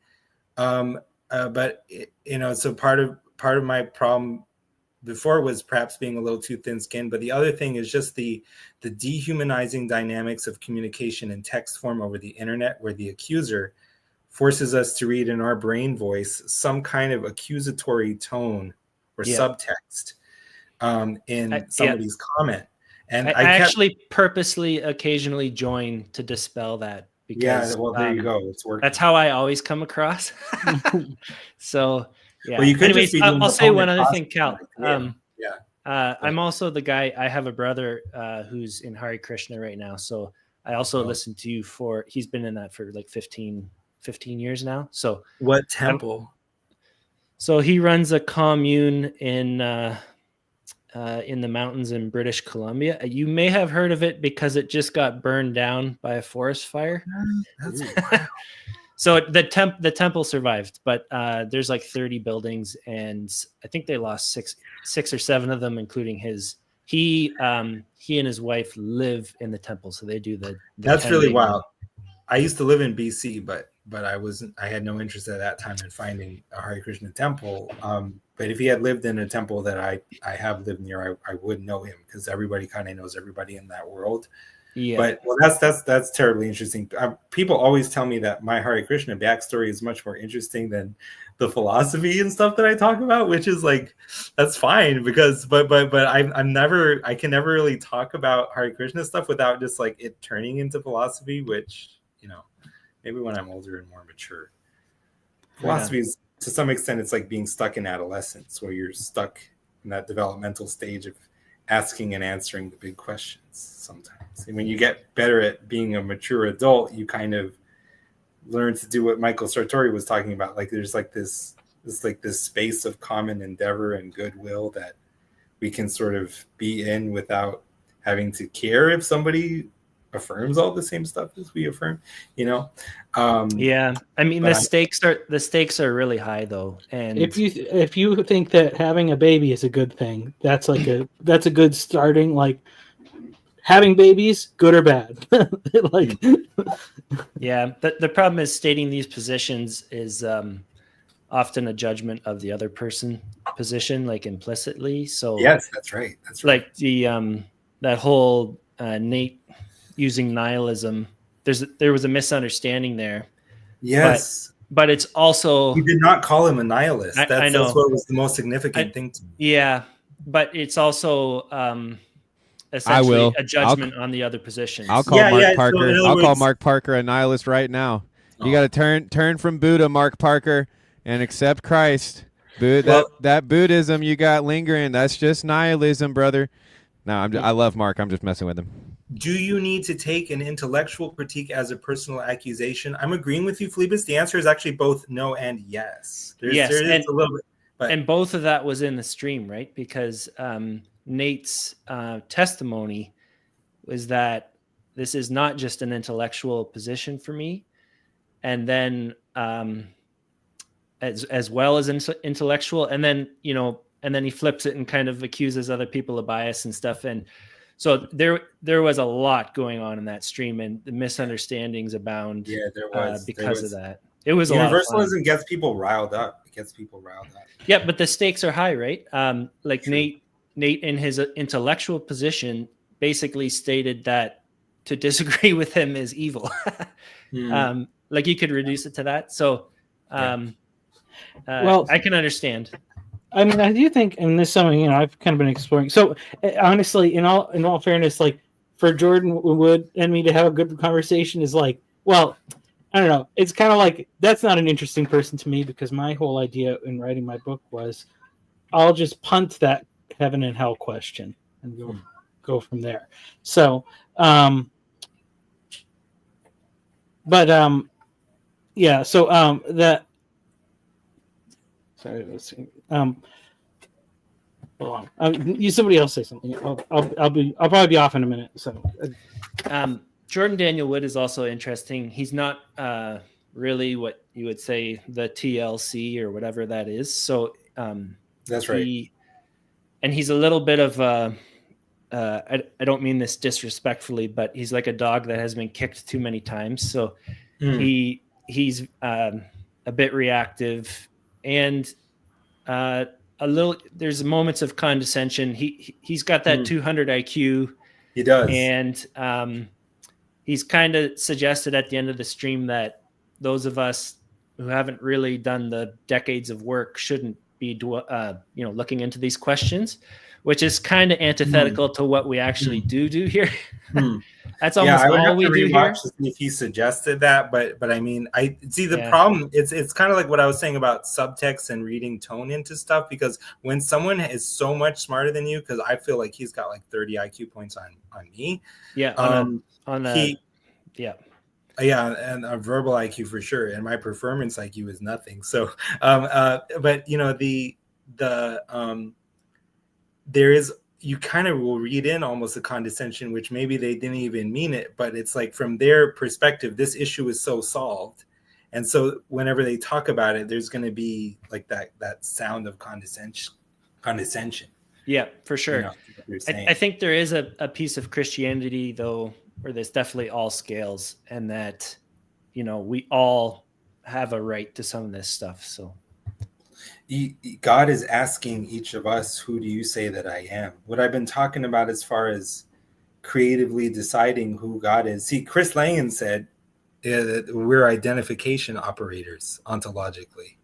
And so how I interpret that is we're always identifying God as a like, our existence is us constantly identifying who and what God is. So in other words, my concept of God is showing whatever I choose to do. I may say I'm a big Christian, I love God, If I spend the whole day playing Minecraft instead of praying, I'm kind of revealing what do I think the ideal integration actually is. Because God may be ever so infinite, but we're sort of limited by the concepts we can form of him. And our concepts of God tend to look more like finite approximations, or like these integrations of various features, and that the infinite is sort of, it's revealed by transcending a limit, and everything desirable is desirable to the extent that it represents the potential to overcome some limit that is sort of unfortunately defining us. If I'm really hungry, not everything is edible. A burger is not only edible, but very edible. It has many of the things that my body would crave to satisfy its energy requirements. So a burger is especially desirable in that way, but it's an X and a not X. It's like, yes, it has the toasted buns and it has the juicy, and so, but we're always creatively deciding who God is under various circumstances, because it's like God is super infinite, but without the finite, it's almost like he doesn't have a mirror in which to behold himself. This is a model, by the way. Yeah. But when it talks about judging in the Bible and all the dangers that go with it, but in the New Testament, Jesus says just don't judge. But in the Old Testament, it's like, y'all, God is mad because he's like, y'all just like learn to judge justly. Why do you keep judging unjustly? I told y'all that you should judge justly. So why don't you just learn to judge in a way that is good judging as opposed to bad judging? But that's what the judgment is. And every time when I'm treating someone like you're just an annoyance or this or that, it's what I'm saying is you're not God. You're not in the image of God. You're not the both X and not X. You're merely X. You're merely this. You're merely a nihilist. You're merely that. And that kind of judgment, I would say it offends God, were it not the case that at least the model says that, if judgment is a problem, then the ultimate judge of judgment looks like the kind of purest non-judgment, paradoxically. And how does he judge judgment then? I think it's because judgment always ends up judging itself out of existence. And I have, thoughts on that, but because basically it's like God's will is for us to be judged by whatever we call God. That's his positive will. So, but what that means is every time we end up going to hell is because we let some false ideal, aka an idol, be our judge. And that judge doesn't have mercy for us because it's not, because by definition, it's not mercy. Is this where we bring in Jason basically, and he solves that all with forgiveness? Yeah, I mean, I'm trying to get McMo to come up with some Jason You can wave go for listen us. to the chapter 1 in my book where I talk about forgiveness as being the act to give before, whereas Oh, like sure. forgetting is getting before, which is taking essentially. And Yeah. so I think essentially, you could say in a sense that forgiveness is prior to the thing, the willingness to give everything that you possibly have, which is what Christ does. One thing I should have said, what I was trying to lead up to with that whole crazy rant is God is inviting us, as far as I see it, to answer the question, who do you say that I am? And so he's already not judging everyone. He's literally letting everyone make their judgments. And so there's a problem at that deep level of just trying to imitate God with judging people. But anyway, Well, hello, Mr. yeah. Parker. Hello, Mark. I don't know if you prefer your first name. I'm gonna leave, but I just want to throw another bomb before I do so. And this is kind of like what I was getting at a little bit when I was talking to Jordan. In some senses, that I don't know why we always have to assume this binary about like categories of people. Maybe it's tripartite, because when you have like the parable of the sheep and the goats, well, sheep and goats is two categories, and we know where those two groups are going. But it kind of infers, and there's lots of other places that talk this way, that there's also shepherds. And so I don't necessarily think, because the sheep don't seem to know what's going on. So I don't necessarily think the sheep are the elect, but they are being saved. But the elect, in the Old Testament, that's Israel. That's the one that God knows has chosen. And for, the Christian, it's the one who's encountered Christ and knows that they've encountered Christ and is compelled to do the work of the kingdom. So, and then, if you want to be universalist, like the goats could be like AI robots that once they're like fully, like Blade Runner replicants that are like indistinguishable from real people. And then once time travel is invented, they were just brought back into like the time, before the flood, and then like, and also after, and those are your sons of God or something like that. So those are some things. But I'm gonna leave. So thanks for joining, Michael. You might want to check those CBD gummies you got after that last one. But Mark, welcome. The nihilist has a come. Hey, Mark. Hi. Cal is gone. Oh no, Cal is very fascinating, beautifully spirited young man. I'd like to learn more from him. I didn't know this is a podcast he has. I didn't even know about, so I'll have to had back in the look day. it up. Okay. It's gone. Oh, it is? Okay. If you know how to use the Internet Archive, maybe you could find it, but I'm not going to explain it to anybody. It wouldn't be stored on Spotify or something. It might be worth a look. Who knows? Yeah. What was it called? Well, for that, you're going to have to figure it out, Mark. I mean, I can't give you every, I can't. I can leave the bread trails, but I can't just spoon feed you the answer. Come on now. Unfortunately, I left right when the compliments were coming in. Apparently, I think I heard you say something very complimentary. Which I was trying, but yeah. I'm sorry you missed it. No, I just said it struck me as a very nice. No compliments on my watch.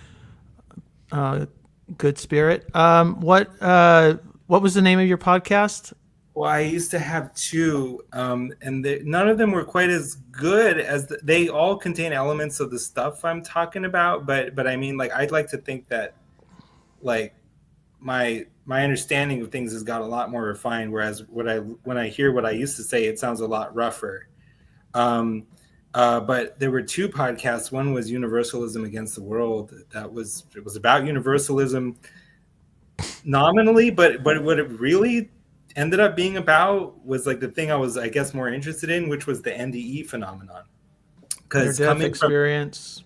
Yes, because coming from atheism to belief in God and a sort of ultimate reality and a spiritual reality, NDEs were really, because I have an obsessive personality, so I would just listen to hundreds, like thousands of NDEs, and I don't know if I would put myself in like the top, like inside the top, first percentile for people who have listened to the most NDEs like on the planet.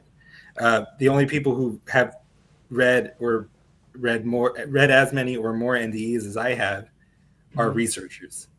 And I was a kind of amateur researcher of them. So in the Universalism Against the World, it's almost like the challenge was to develop a metaphysical account that could explain how it is that people will go to the other side and experience such different and even theologically contradictory afterlives.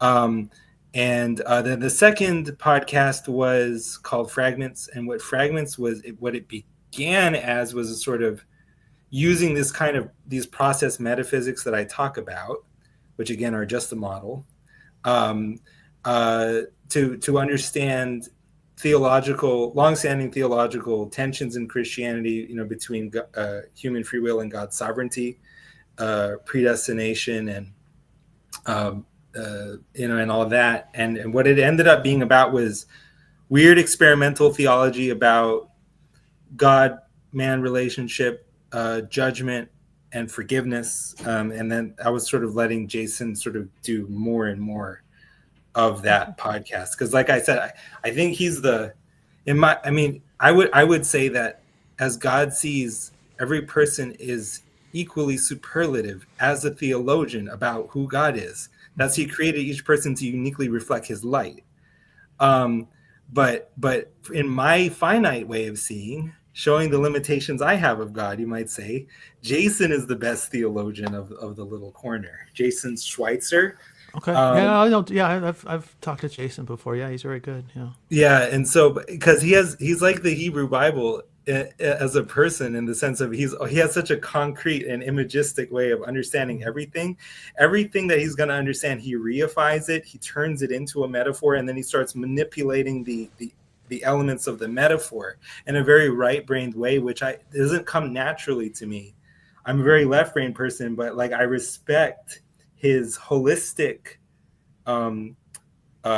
understanding as like the superior. Like I bow to his superior understanding of like. And then you also have a background in Hare Krishna or Indian philosophy. Right. I was raised Hare Krishna. Raised Hare Krishna. Okay, I was raised Hare Krishna. And I became an atheist at age 16. So from ages 16 to 28, I was an atheist, but really 16 to 30, I was an intellectual materialist. And so it's only been in the last 4 years. Okay, because you don't look that old. So I'm 34, almost 35. Yeah. So you're still a fairly young man. Okay. This whole thing with the what is it? The various this whole debate over the fate of human souls and judgment and universalism versus whatever.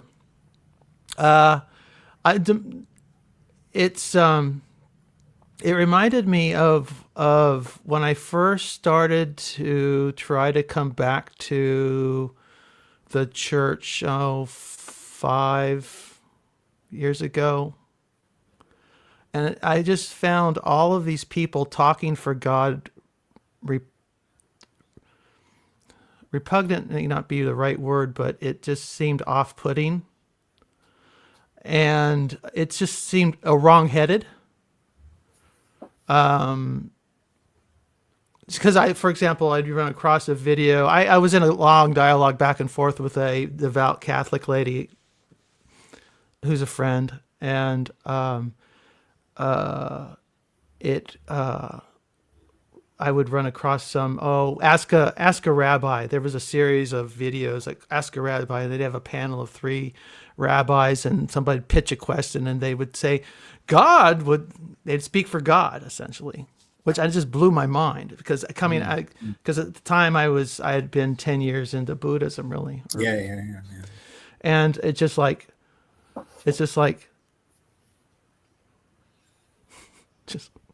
seems like, who are you to speak for God? It's a paradox of God, where on the one hand, God has to be beyond anything we can experience. But on the other hand, in what we experience, we think that we see there are things that are more like him, more revelatory of his heart and character, and things that are less. And so how do you square that paradox even is something Well, and Something that I overcame that sort of emotional, visceral response in time and through fellowship with other Christians, and could kind of get along and just considered it a kind of play. We're going to we'll pretend like we can speak for God, and I was okay with it, comfortable with it, doing all right with it, and I'm kind of, and then became kind of happy clappy Christian, as Elizabeth Oldfield puts it, and that was I found that little caption very right for me in the last year, and that seemed good. And I hang out with Ron Copperman, who's a charismatic Christian, and online. And that's good. And then this kerfuffle arises. And I'm back to that space of like, okay. You guys are, I feel like, as I said on McMo's last live stream, I feel like you guys are standing before the burning bush. You're on holy ground. Slow the roll. Take off your shoes.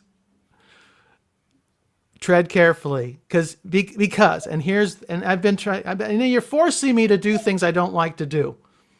I found myself this morning, first hour of the morning, writing an essay, a metaphysical essay. I hate metaphysics. I mean, not that I hate it. I hate doing it because I just think it's at every point there are limitations to the language and to this meat sack perspective that I bring to the subject of eternity, and it's just there's a kind of and here's the thing, and this is ultimately what I'm getting at here, is as a Tibetan Buddhist, which I'm both very much influenced by Tibetan Buddhism and still presumably trying to be something of a Christian. Yeah. There are people who are in hell. Yeah. There are people who need to go to hell. There are people for their benefit, for their good, for their welfare. Why? Because what we have from the Tibetan point of view, and I would say from Jesus' point of view when he says the kingdom of God is here or near or with you, within your midst, he uses all these translations and phrasing are adequate, is that you are in what is eternal is already accomplished. You are in the kingdom of God now. All people are in it. Hitler is in the kingdom of God. It was Mother Teresa is in the kingdom of God. No hell universalism NDEs up, right? We keep going. You are in it. You are in it. What you lack is sight and hearing, the capacity to perceive and understand and realize reality. Well, I think that one place where I can say for certain that the people do need to go to hell is anytime they're in front of me on the highway and going slower than me. That would be one instance where I absolutely agree. They need to go to hell. I was a universalist until, it's fascinating what you say. Do you prefer Mark or do you prefer? Oh, Mark's fine. You can call me anything, Marcus. Do you prefer the nihilist? Yeah, well, as that's a distinction without a difference, by the way.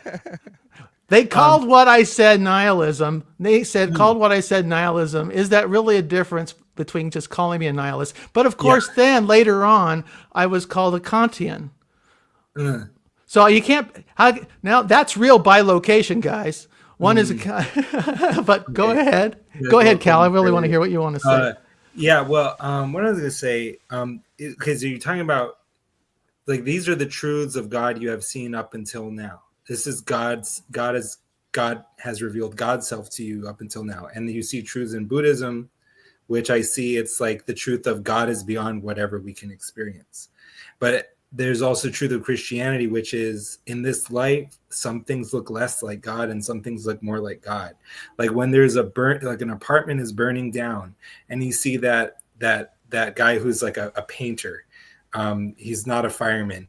He sees the flames increase and he chooses to enter the apartment at the risk of his life and keep re-entering until he brings all the children out. Boy, it's like if that wasn't God speaking in the actions of that man, he never spoke. So there's like Christianity is implicitly bringing a kind of teleology or directionality to the picture. Well, the beauty, one of the things that really inspired me back to Christianity is this idea that Jesus is, from a Buddhist perspective, a bodhisattva or a Buddha, but he's definitely he's a realized being who doesn't cling to his realized state and enters space time in the world of suffering for the benefit of all sentient beings. Would be I can see how you could understand him that way, and in fact, I always leverage the bodhisattva concept to understand the way in which hell cannot hold someone like Jesus or Paul, because Paul wished himself accursed. So that, in other words, how can hell hold someone whose desire is to already be in hell if that's the price of the liberation of his brothers? But like the Bodhisattva has not technically entered nirvana yet, but is he anything but liberated if he's able to selflessly identify with all the people, who are in the gaze of his compassion? Because that's what liberation really consists in. It's in, dying to yourself to find your true self in the other. And so Jesus in that way is showing the way to the Father, who is beyond everything that we can experience, but is in that sense not neither good nor bad, but rather supremely good, as the and Jesus is the image of that invisible sort of ideal, integration, X and not X, as I call it, in my very shop worn and like sort of homely little third grade woodshop project theology, Mm-hmm.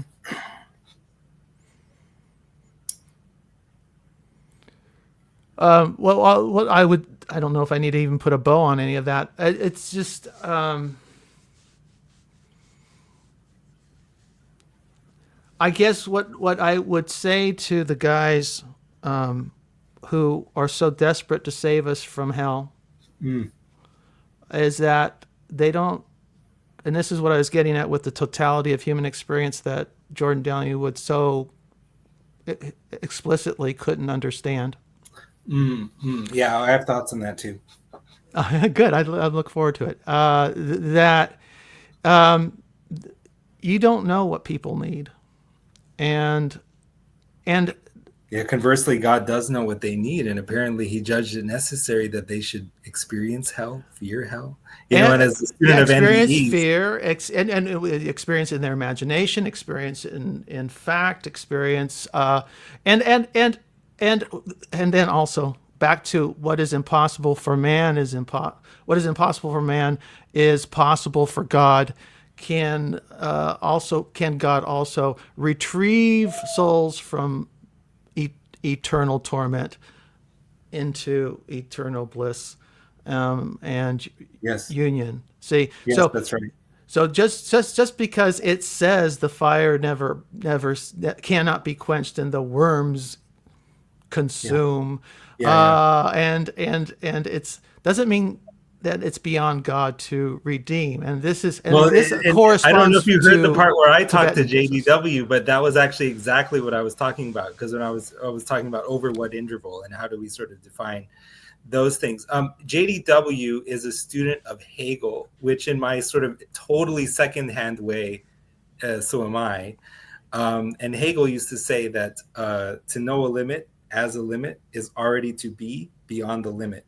So there is that true sense in which anyone who can say we can't know has sort of grasped enough of the whole picture to know that we can't know. But at the same time, there's also the truth in a certain kind of humility and epistemic humility. And I also hear what you're saying as far as like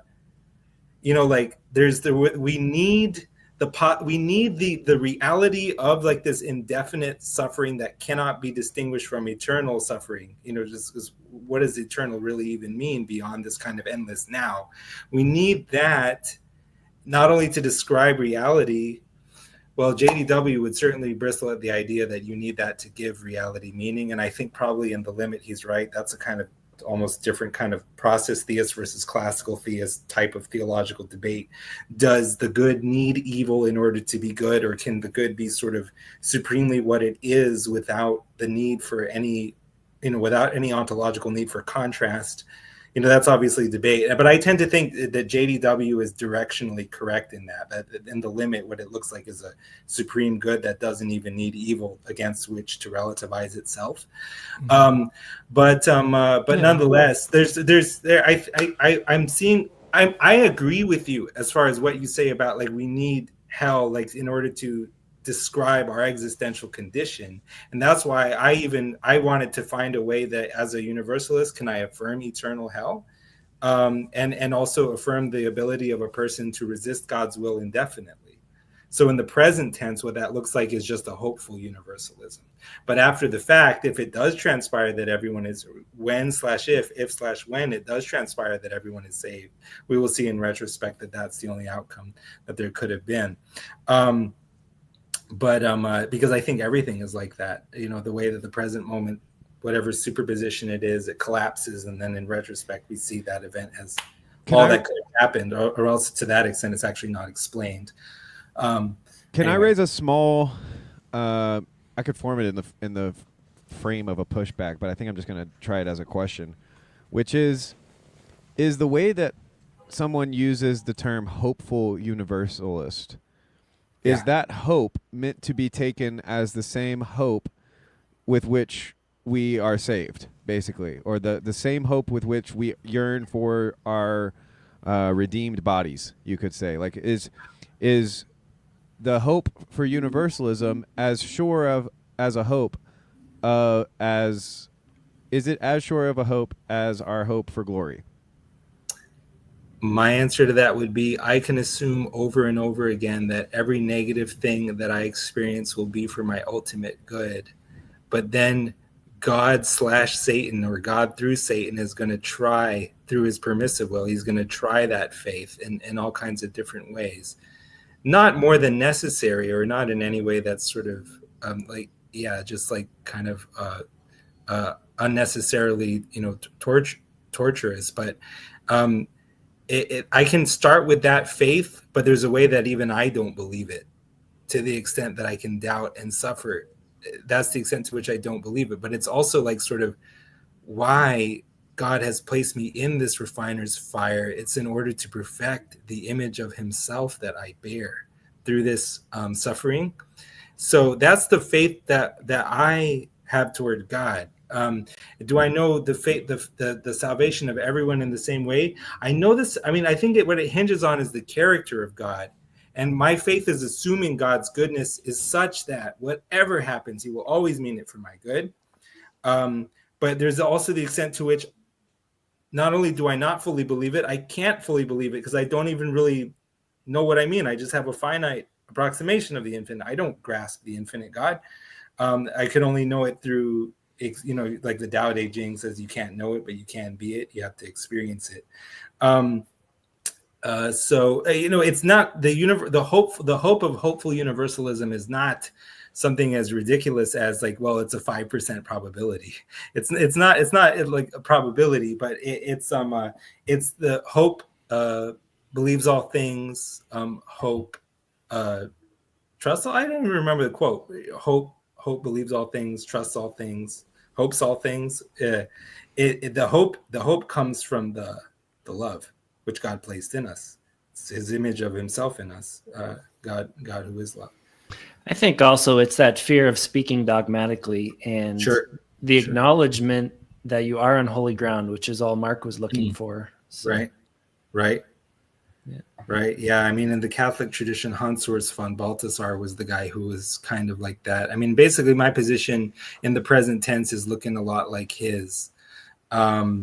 And it's not really like there's another tense that I can really meaningfully inhabit. Just a quick correction, guys, on 1 Corinthians 13:7. It's love bears all things, believes all things, hopes all things, endures all things. Yeah, is that? It's not I hope, must have named it's it. love. Did I say hopes all things? Yeah, that's ridiculous. Yeah, I meant to say love. Thank you. Yeah. I figured. That's good. I'm very process, McMo. I'm very process oriented. I'm much more concerned about what getting people on the path rather than fixing their thinking. Let God and the Holy Spirit sort them out. And this idea of this is my, part. There was a It little doesn't bit- really matter to me if you're, I'm sorry, Phlebas. Yeah. I was trying to help you out there. Yeah. It's if you need to if you need to cancel hell for a while, great. Doesn't mean it's reality.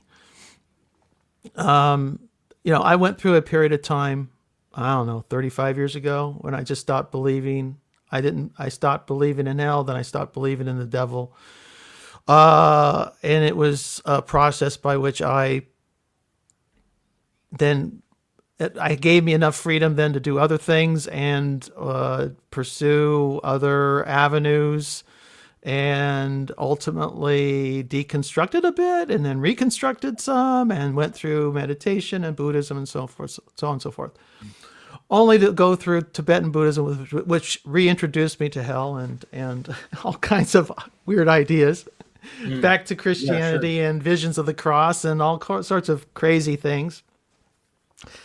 But in retrospect, looking back on it as an old man, relative to three young men, it to me was, it's like it is that silly cliche poster that was popular in somewhere with the Jesus footsteps by my foot. It was Jesus discipling me the whole way.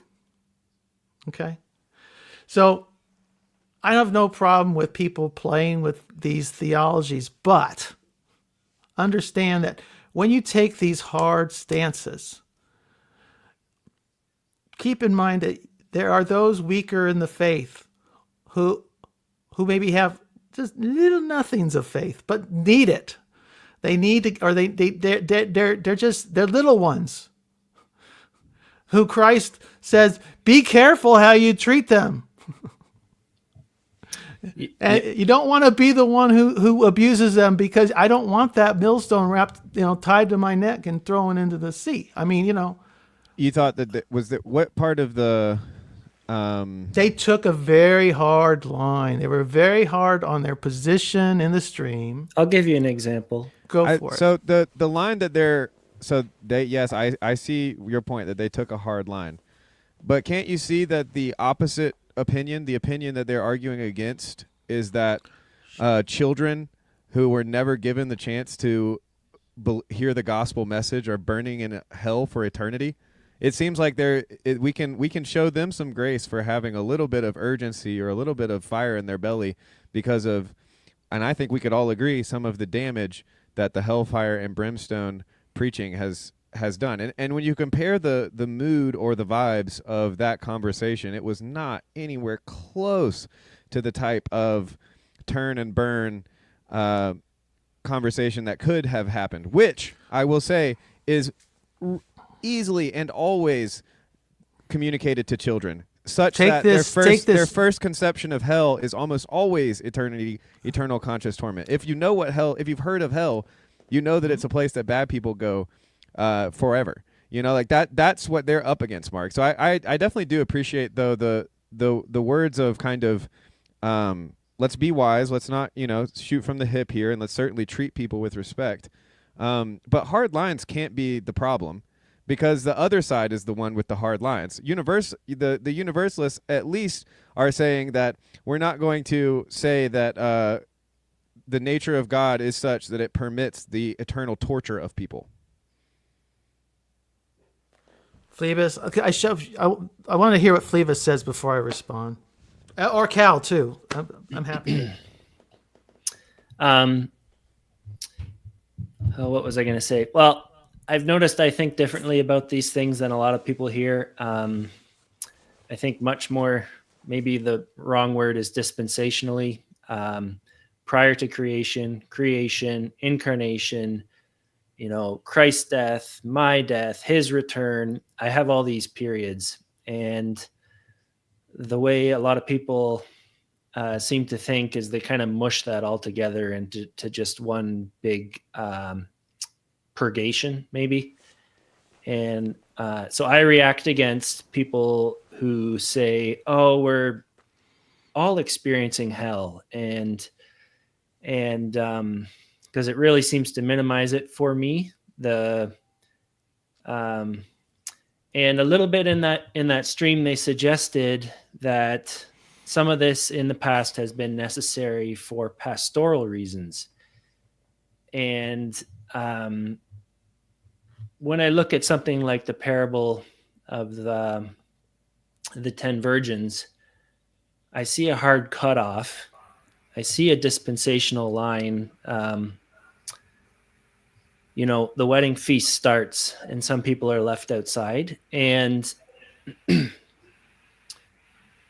I think they're a little bit dogmatic, almost dismissing Jesus's words as pastorally necessary, but not actually true, and reducing hell to a psychological state and whatever. So I don't know if that answers your question, Mark, but we all hear you. We truly all hear you.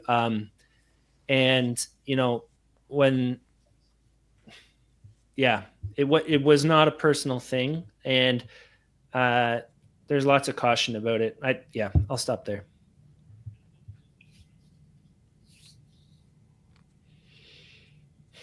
Hey, Ron. What was your question, McMo? Welcome, Ron. I guess my question, I don't know if it was a question. Oh, can I see that they're responding to, or their response, their hard line is much softer, gentler than the hard lines that have been drawn in the past. Yeah, I'll say something about that too. They're also responding to their own past.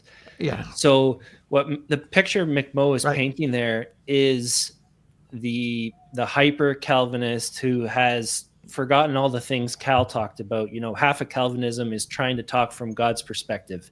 Mm-hmm. And then they say necessarily there are unborn children in hell. And that's, once again, they're making the same mistake. They're sitting in God's seat and saying, I know what has happened.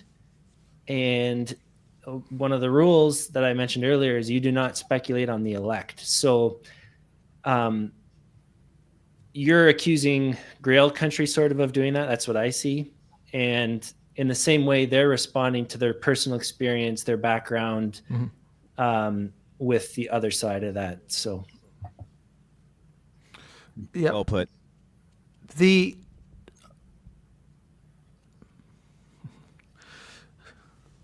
I'm going to put this in the really harshest possible terms, with the understanding that this is a safe place. We're going to soften those lines a lot, but the lines are going to sound really mean. Okay, a kinder, gentler, and I don't want this to offend my Jewish friends either, but I want to just say it: a kinder, gentler Phariseeism is still Phariseeism. Okay, now erase it all. Forget I even said it. All right, but what I mean is that the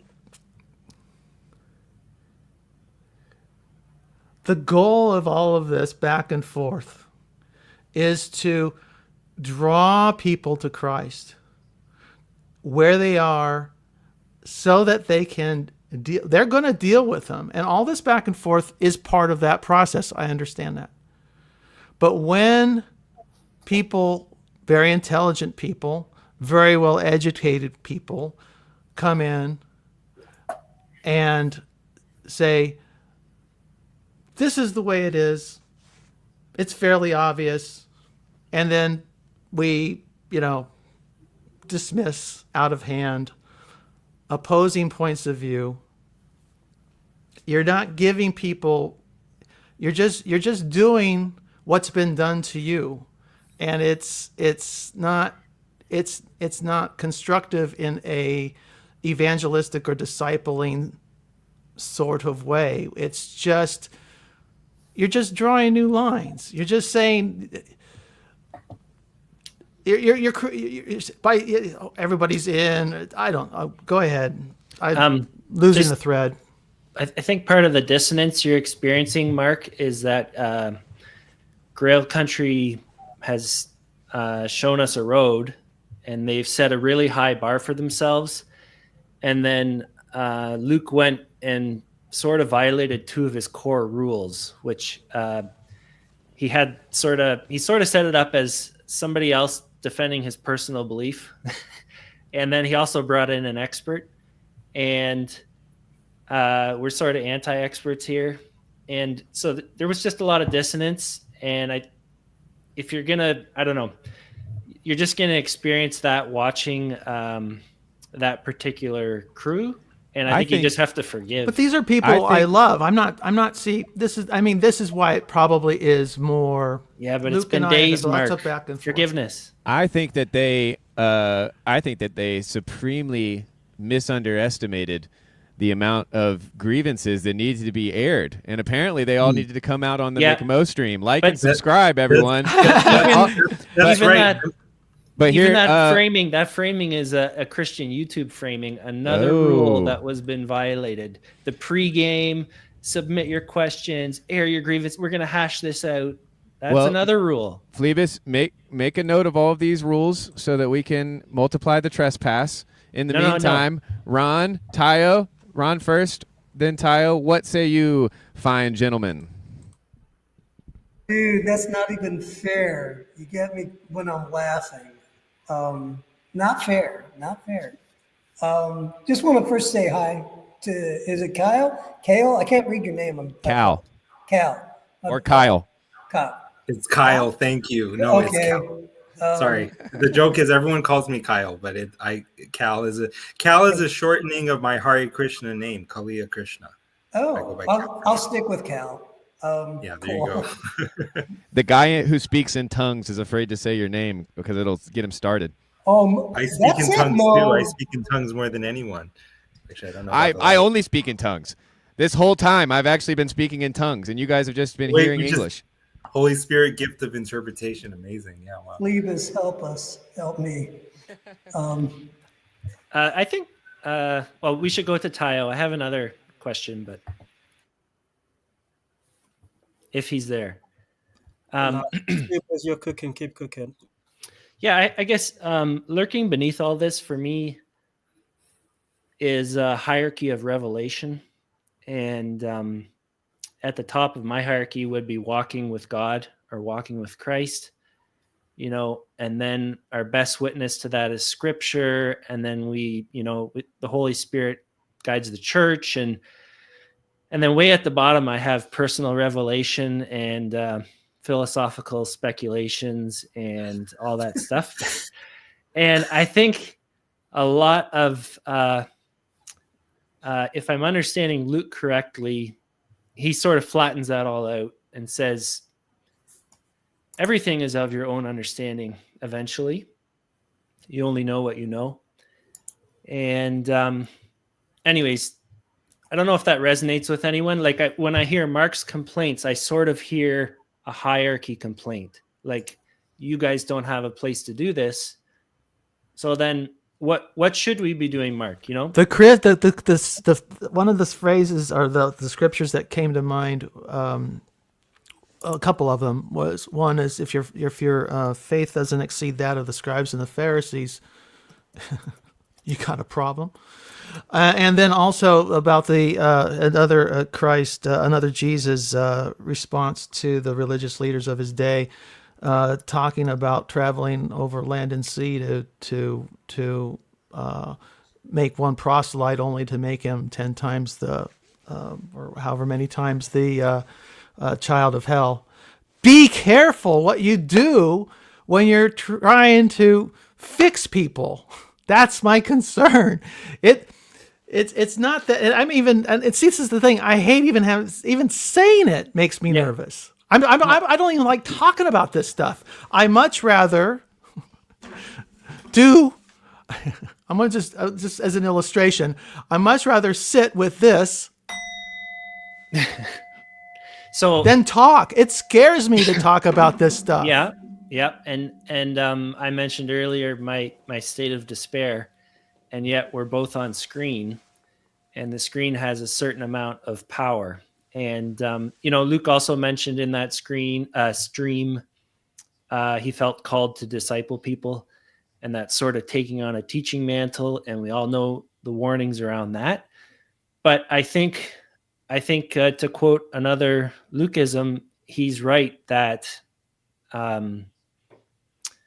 we shouldn't speak, we can't know, and yet we must keep speaking. And I'm getting it wrong. It's ringing in somebody's head, but is it a worse accusation to be called a nihilist or to be called a Pharisee? Yeah, I think I'd rather be a nihilist. I don't know. For what it's worth. I did say erase it all after I drew it. I drew the line and I said erase it. This is a McMo stream. I can joke on everything you say, Mark. So just know that whatever you say could be a setup for a punchline. Whatever you say can be used against you. Yeah. Yeah. But I do think that it's very difficult, right, to quote Jesus when he says that unless your righteousness, exceeds that of the Pharisees, because inherently everybody who's spoken those words out loud since him has done it as a hypocrite, right? Or has done it as somebody who may or may not enter the kingdom of heaven, as far as they're concerned. So, I think it's interesting because in some ways, to Phlebas' point, quoting Luke, God is the thing that of which we cannot speak, but of whom we cannot stop speaking. I think that's real. But also, Grimm is here, so I'm going to let him on, see what he has to say. Hi. Are you guys gossiping like little girls about drama in the corner? Nope. All right. I had to make sure. Yes, mommy. That's the impression that I was getting.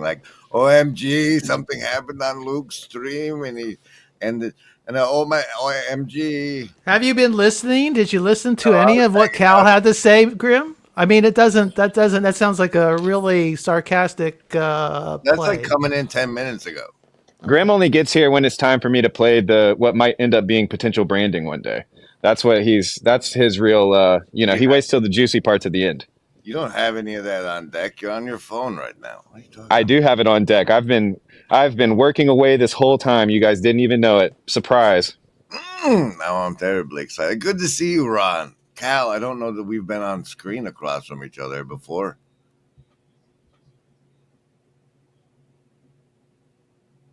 And apparently that's not worth talking about. How you doing, Cal? Phlebas? You're muted, Cal. Yeah. No, yeah, I didn't. There's 7 people. I'm trying to hold space, as we New Agers say. It's I've seen you on other streams before, but this is the first time talking to you in person. I'm gonna jump off. I gotta go back to my family. Thanks. Bye, Phlebas. Thanks for hanging.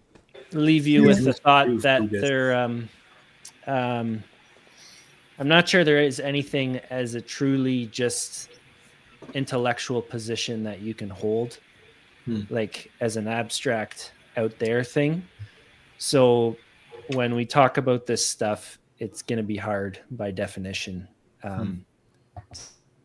Thanks, guys. Thank you, Phlebas. Bye, Phlebas. Bye, Phlebas. He's a pretty man. My all look good compared to the rest of you. Sorry, Cal, go ahead. Oh no, you're fine. I mean, I usually when I stream with people, I come in with some notional agenda that it never gets acted on. But when we were having, Luke was doing his kind of collecting questions streams, and we were talking about universalism, and then we had the JDW thing, we were talking about universalism, and now we've had a number of post streams where we're still talking about it. As someone who's studied this for a long time and know how triggered people get over it, the question that was interesting to me through all this was, if people are this worked up over the yes hell version of universalism, how worked up will they get over the no hell version of universalism, which I've come into contact with.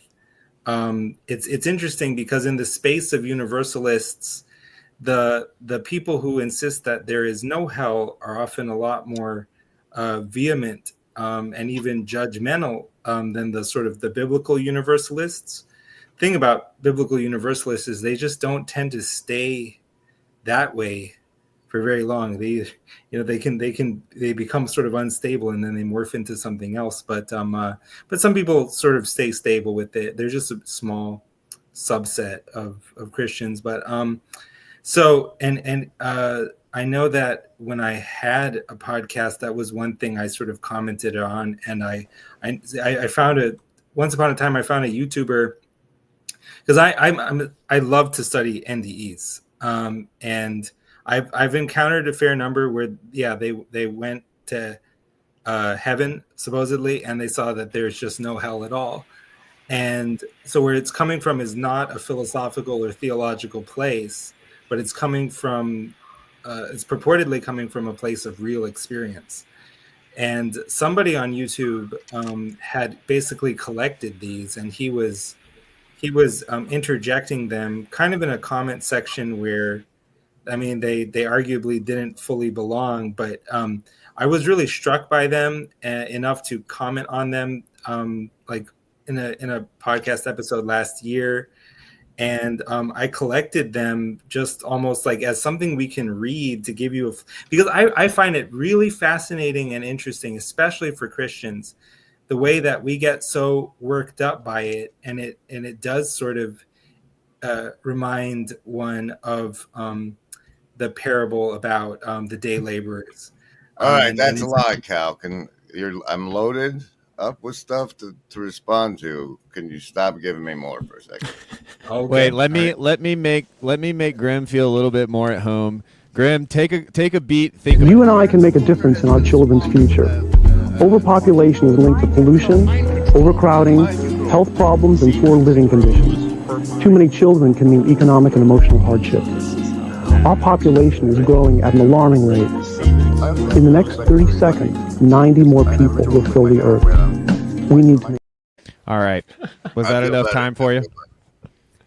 Well, first, why do people get worked up over it? Well, you think that my great-grandpa's in hell, fuck you. And if your God sent my great-grandpa to hell, fuck your God.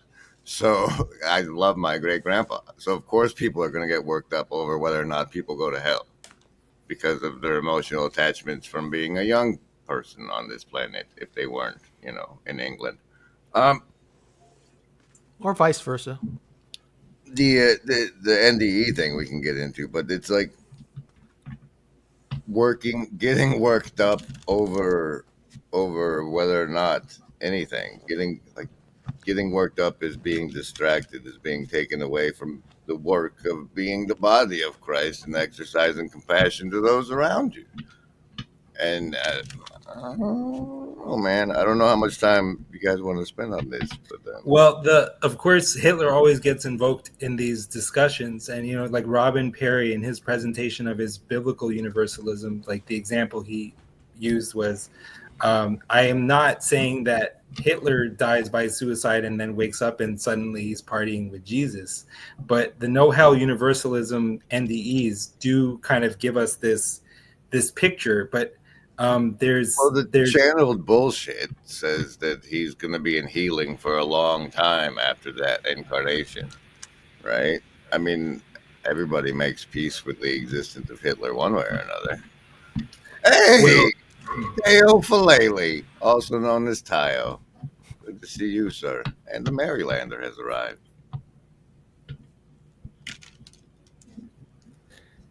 It may be a subject best left for another time. I don't know if everyone, necessarily is interested. Because I do think. I mean, you said everyone makes peace with Hitler, eventually, and there's almost a question of whether the making peace process is actually, bypassed. That's raised by these NDEs. That's at least how it appears. But nonetheless, I really find that it's compelling to explore our reactions to testimonies like that, because, like I was saying about the day laborers, where the overseer asks, "Is your eye evil because mine is good?" Sometimes it feels like your reaction is like that. There's even a way that from the parable of the unjust steward, I can steel man the no hell universalist testimonies by saying that what the parable of the unjust steward reveals, at least the way that I read it, is that no one can actually take anything from us because everything we have comes from God. So if God is choosing to forgive someone an offense that person committed against me, there's no sense in which God is cheating me, because everything that I have comes from God anyway. And yet this realization, however easy it may be to accept in the abstract, and for me it's still not even that easy, even in the abstract. When you start plugging in real values for these variables, like if there's a rapist and then he rapes a woman, and then we say, well, God forgives the rapist because every sin is, it's like, against you alone have I sinned, O Lord. Every sin is ultimately only a sin against God. I think you can also sin against yourself, but continue. I think that's also kind of what it's showing, is that if someone sins heinously in the way that rape represents, they are sinning against themselves, and it is why God will sort of enforce the repentance. It's as a mercy to the sinner. But what I was going to say was that from the sort of unjust steward parable, I can kind of steel man these testimonies. And then because normally in Christianity, it's like if Jeffrey Dahmer repents, then he's supposed to get off scot-free. I mean, if we really think about it, man. Can I jump in for just a quick second? Yes, please, Ron. Okay. The reason I'm on part of it is I've had a lot of friends, personal friends, who have died heroin and came back. And a lot of them go to, well, hell, basically. And they don't automatically change, to be honest with you. Some do. Actually, quite a bit of them do. Some don't. But I just want to let you know. And also, I had a friend who was a believer, got stung to death by ground hornets. He got brought back. He went to heaven. And so and I'm just throwing this out there because I can set you up with these people, like you can talk with them. I didn't know if that helps. All right. Yes. Trust me, I've seen hundreds. Okay, and so that's my thing. Is what you're talking about universalism? Because it's the gospel of inclusion. Is universalism the gospel of inclusion? That's my question. Thank you. Right. Well, there's multiple ways to approach it. So the way that we approached it at the beginning of the stream was kind of through these NDEs, and specifically the people who come back from these near-death experiences and say, oh, I talked to God and he told me that there is no hell. And so in order to explain that through the lens of trusting those people and believing that their account of their NDE is how they remember it, then that gets to some interesting dialectic and metaphysical questions. And so that was kind of the first hour and a half, 2 hours of the stream. The last hour or so has been people coming in and kind of we're doing more of a round table on like our takeaways from the hubbub. And with that said, the Marylander, welcome. Chad the Alcoholic, or Chad the Girl Dad, excuse me, welcome. Or Chad just the dude today. If Tim or if Chad have anything to say, please, now would be the time. Save the stream. Thank you for welcoming me. You all are quite handsome, except for, well, Chad's forehead is pretty handsome. I grew up in a charismatic Catholic community that the Archdiocese of Washington eventually deemed to be a cult and disavowed it.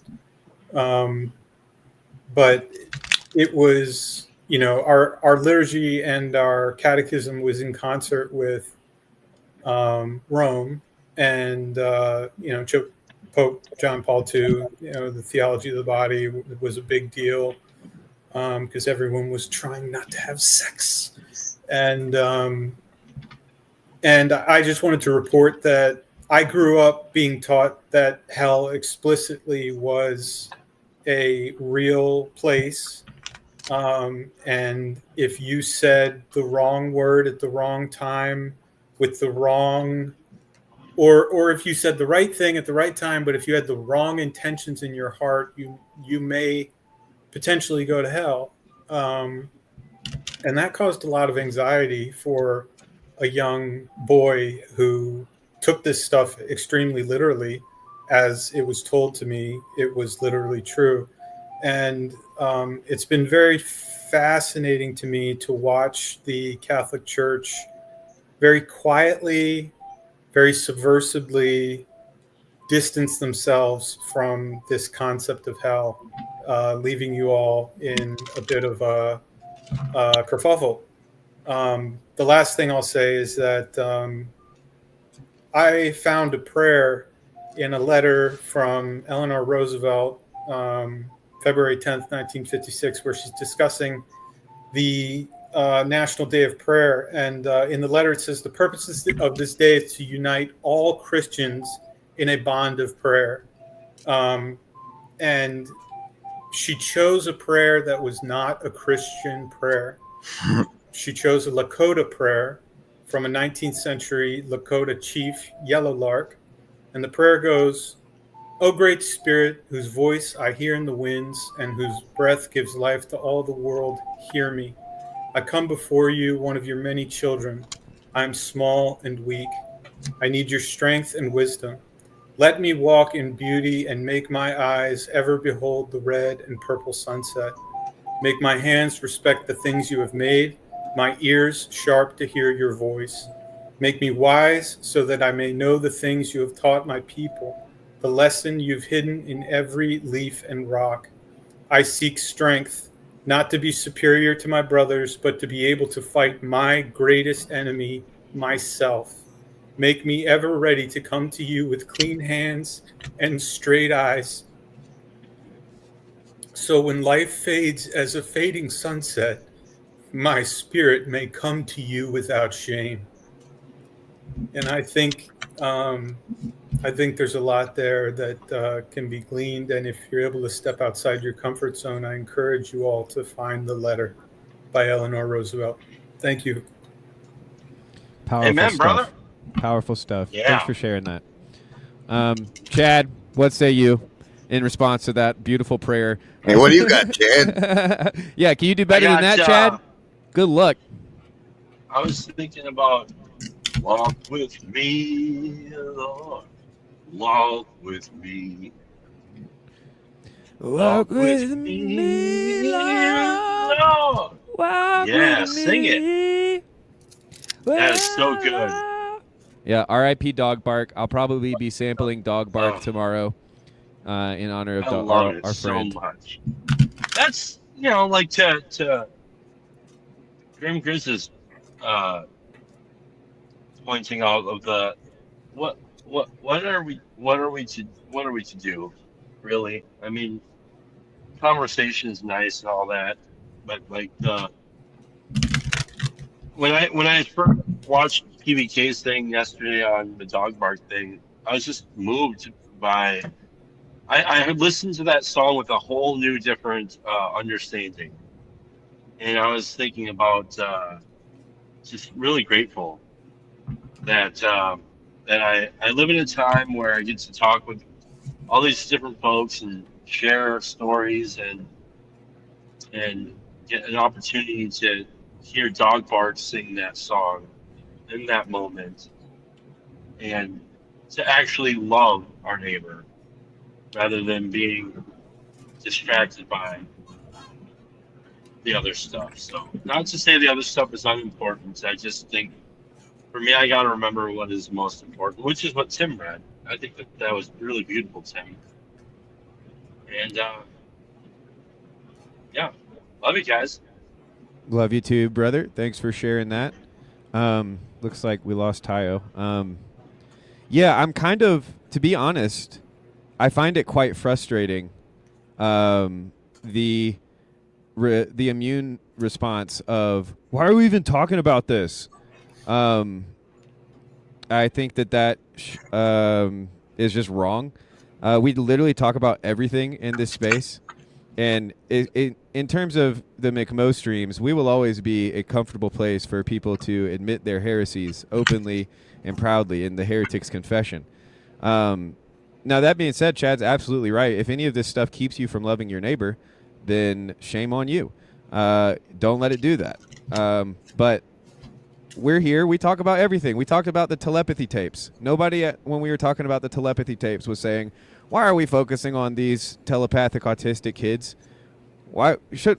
Isn't there Has something anybody we should be, said, no, is that a straw man, though? Has anybody actually said, why are we talking about this? I mean, I just wanted, for clarity's sake. I thought that the thrust of Grimm's point and some of what Chad was saying was kind of towards the idea of that there are more important things that we should be doing with our time rather than trying to, talk about particularly universalism. See, I would. Oh, go ahead, Grim. I came in.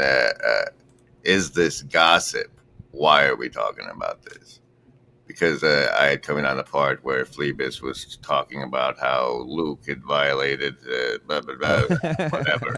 And that's where I came in at. And that's why we were talking about this. But, fair enough. But I do want to say, with regard to this whole, let's have a thing, talking to it in general, we need something.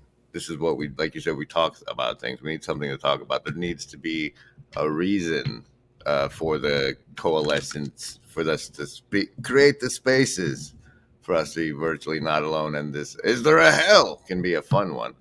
But for everybody who believes that you can have a personal relationship with Jesus, I don't know if you know this, but it also stands there for the reason that you're having a personal relationship with God. And if God wants to give you a custom afterlife, he's A, at leisure to, and B, that is an even more personal relationship. So your path to him might go through Catholicism or whatever. It can be, he's got the power to make it a completely personal trip between you and him.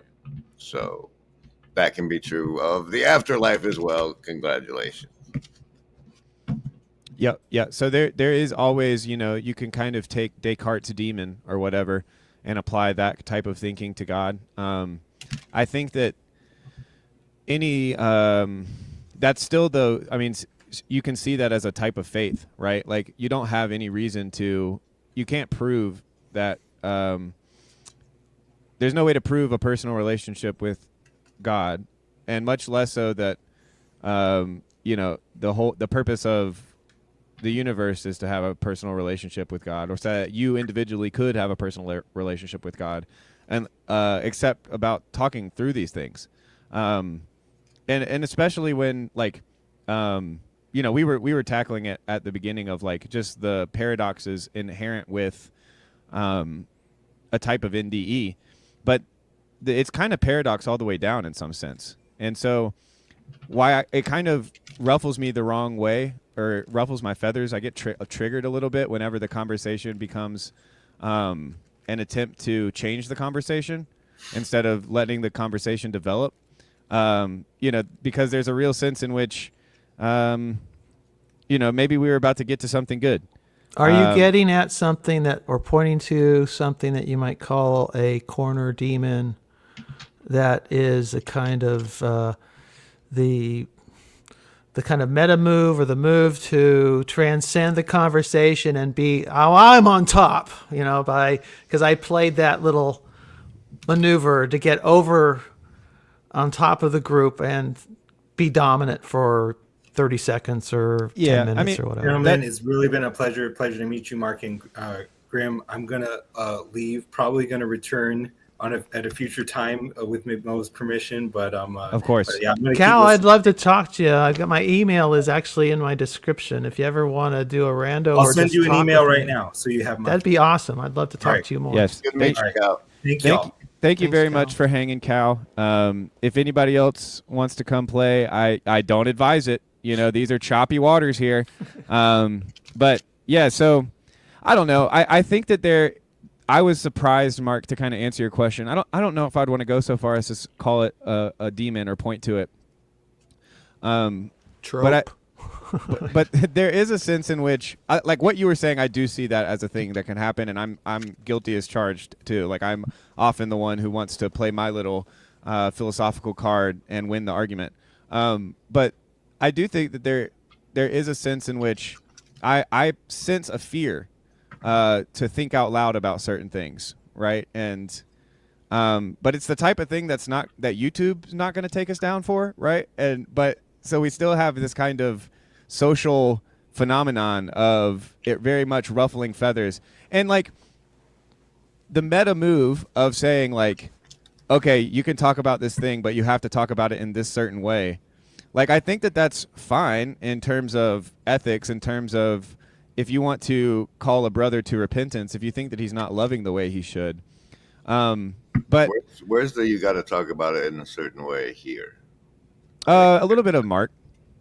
You know, Mark's main, I think, thesis was that, you know, that this is holy ground, that we need to be a little more humble, that hard lines were being drawn in the sand that maybe shouldn't have been. And I would say that that's representative of most of the pushback that that they received for the Universalist stuff. Other than just kind of like, I mean, Phoebus, I thought, had the best critiques.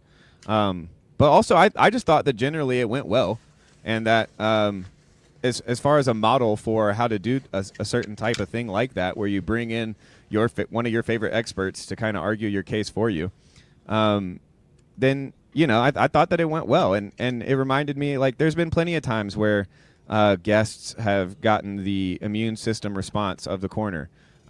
Sometimes it happens when they first join. Sometimes it happens months later, right? And we spew them out from us because they were not of us, kind of a thing. But yeah, like I guess I'm not tripping on the kind of those social dynamics, because this is at the end of the day completely voluntary. You know, this is and it's not the church. So, you know, and on my stream, I'm God's silliest goose. So if you believe anything I say, that's kind of, well, that's a bold move, Cotton. So, you know, that I guess those would be kind of my final thoughts. Gentlemen, do you have any final thoughts before we go to McMo Radio?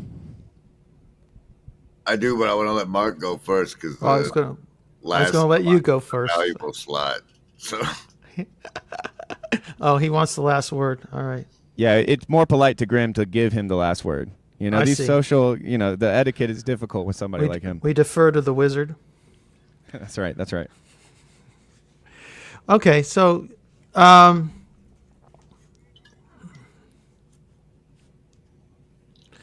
okay, you challenged me on the one hand, saying that I'm the problem. I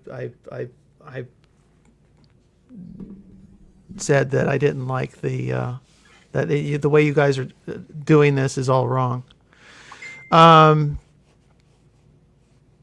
the other hand, it's like I said, I was forced to do some essay writing this morning, and I didn't want it on material I'd rather not talk about, because which is easier to say, which is easier to say your sins are forgiven, or to stand, pick up your bed and walk, right? I'd much rather be in the do section than in the other, but both are necessary. That's how I take that little incident in Scripture. So you've motivated me to, but basically all you people have done is push me back more towards Buddhism. You've made me more, by being Christians, doing your Christian-y thing, you're sending me right back to Tibet, man. And because I just think the frame is better. The mapping is more intricate and intelligible and applicable. So that means I'm going to be spending the next God knows how many weeks, months, whatever, sorting all that out in public on my channel, I suppose, until I exhaust myself. But yeah. So you've you give me a problem, I'll deal with it. Every problem's a project, and we'll be excited. And I'm looking forward. Personally, I'm looking forward to you going through the Tibetan Book of the Dead. I think it'll be a great service to all of us. So yeah, looking forward to that. 2025 is shaping up to be a great. Well, year. One last thought is one point is that if you are into omens, all of this happened. All right, before this happened, literally like within hours before the whole little encounter with the stream on Grail Country, my crucifix broke. It literally came apart. As I'm sitting, I'm sitting there eating a burrito, probably listening to corner content. Almost certainly was. Maybe a book. I can't remember which. And Christ fell off his cross. And I felt something cold on my skin. I'm going, what the heck? Did I spill some? I reached down, my little Jesus fell off his cross. So there's your omen for 2025. Thank you. Go, Grim.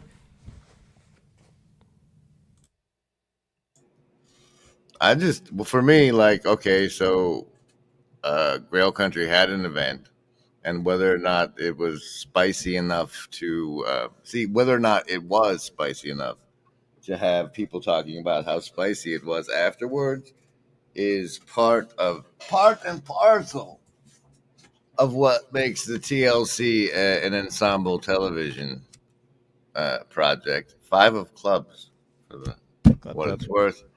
And so that's good. For me, it's good to see, and that's part of why I jumped on to play, is because it was a happening, and a happening is a thing that goes in the history. So, and hi, everybody. Well, thank you, everyone. Thank you, everyone. We will end it with that.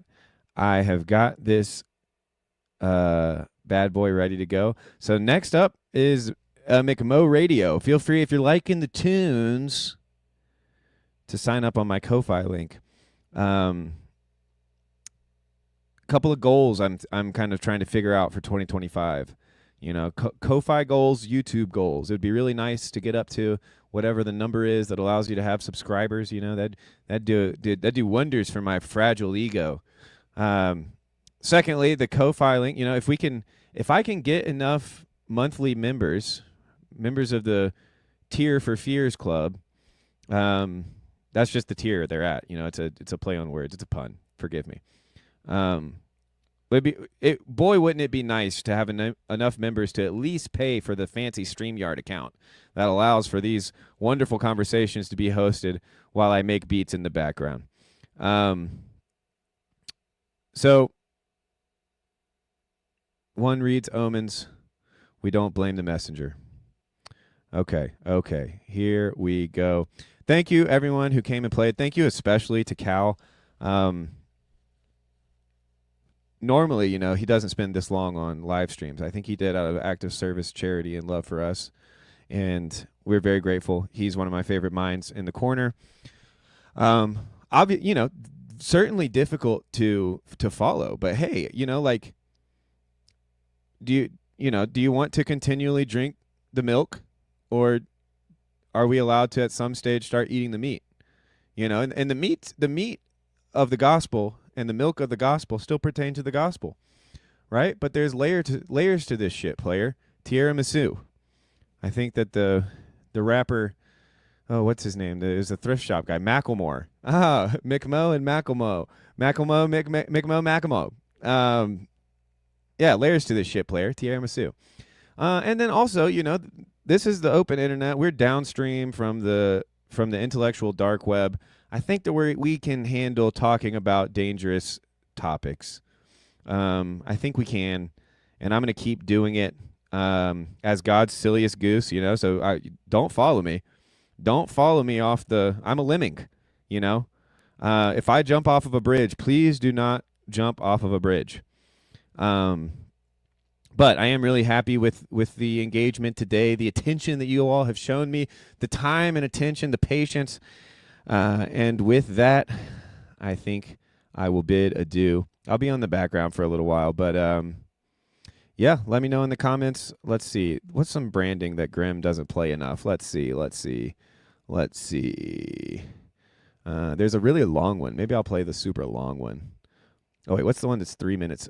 Here we go. This is a place. And when we see each other, we can start playing together and working together. Those things you call commercials, I don't make those.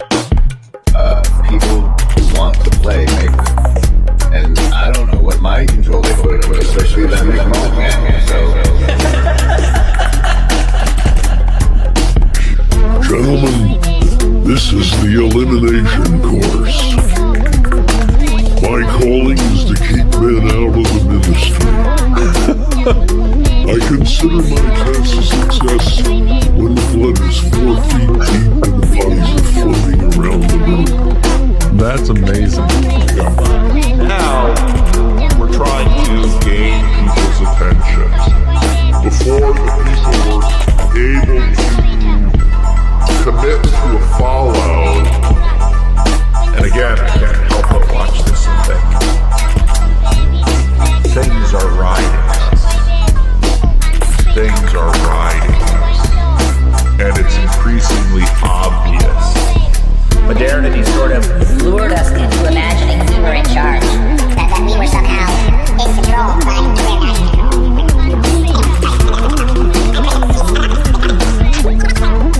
You've got a tiny group of people that are just sort of hyper about the blues, and they're learning together, and all of this new stuff sort of bursts forth. And in Laurel Canyon, you have this tiny little group of people that are sort of working on this, and then, you know, in some ways, via technology, this stuff just spreads all out throughout the world.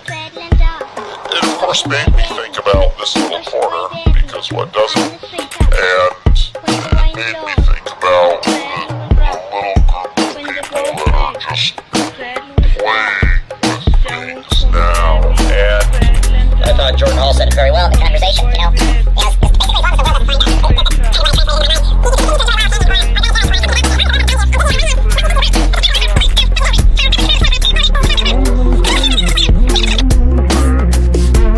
What's up, everybody?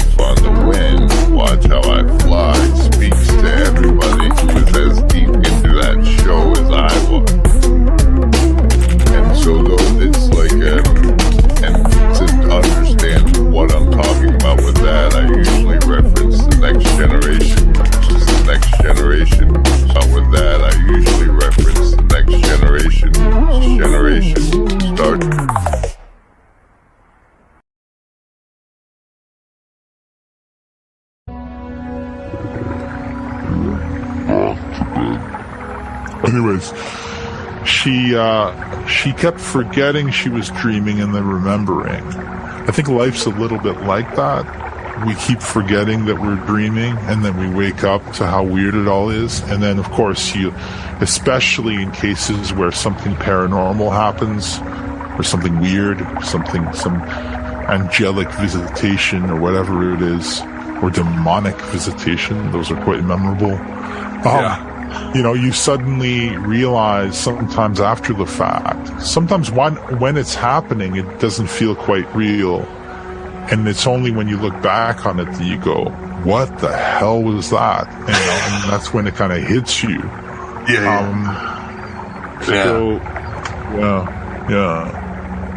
Yeah, even No, in I think dreams I too. love It's what weird. you're saying.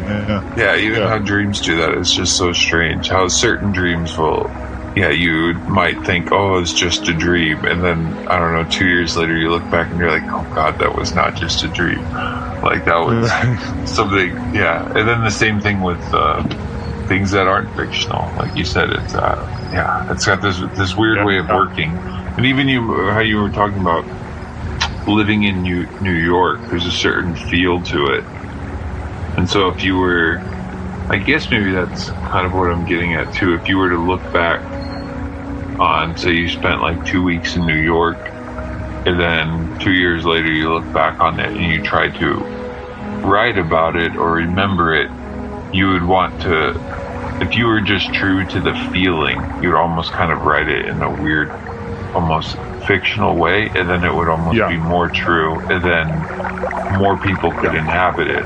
Because if you just wrote, I was in New York, well, maybe these people haven't been to New York, but if they were in that essence or that space, the feeling, like I don't know. That's really well said. Yeah, I think you're absolutely right. That's exactly what I'm getting at. It's that there's a kind of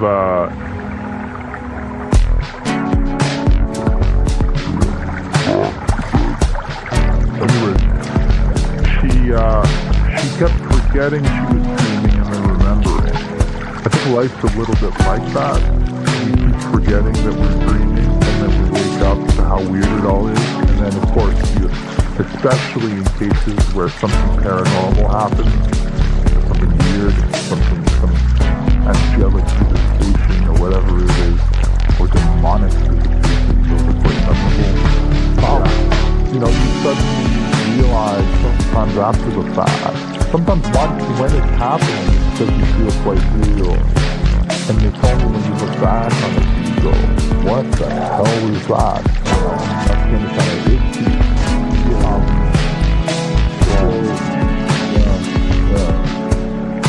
I love what you're saying.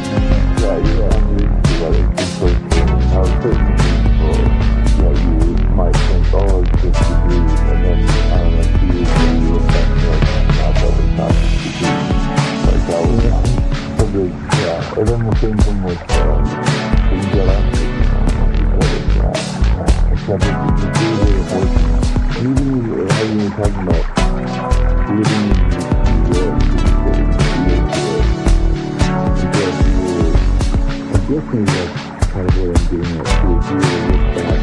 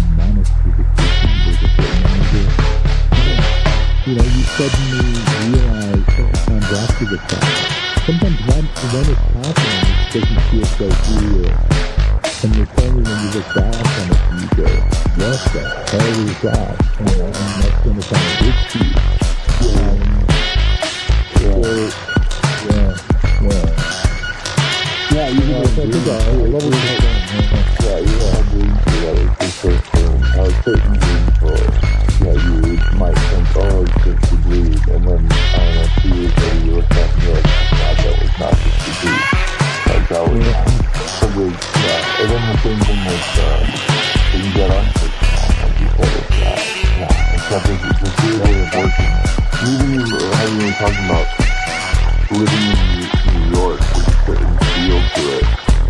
And so if you were, I guess maybe that's kind of what I'm getting at too. If you were to look back on, say you spent like 2 weeks in New York, and then 2 years later you look back on it and you try to write about it or remember it, you would want to, if you were just true to the feeling, you'd almost kind of write it in a weird, almost fictional way, and then it would almost be more true, and then more people could inhabit it.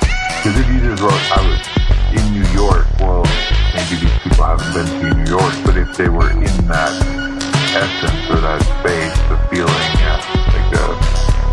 I don't know. That's really well said. I think you're absolutely right. That's exactly what I'm getting at. It's that there's a kind of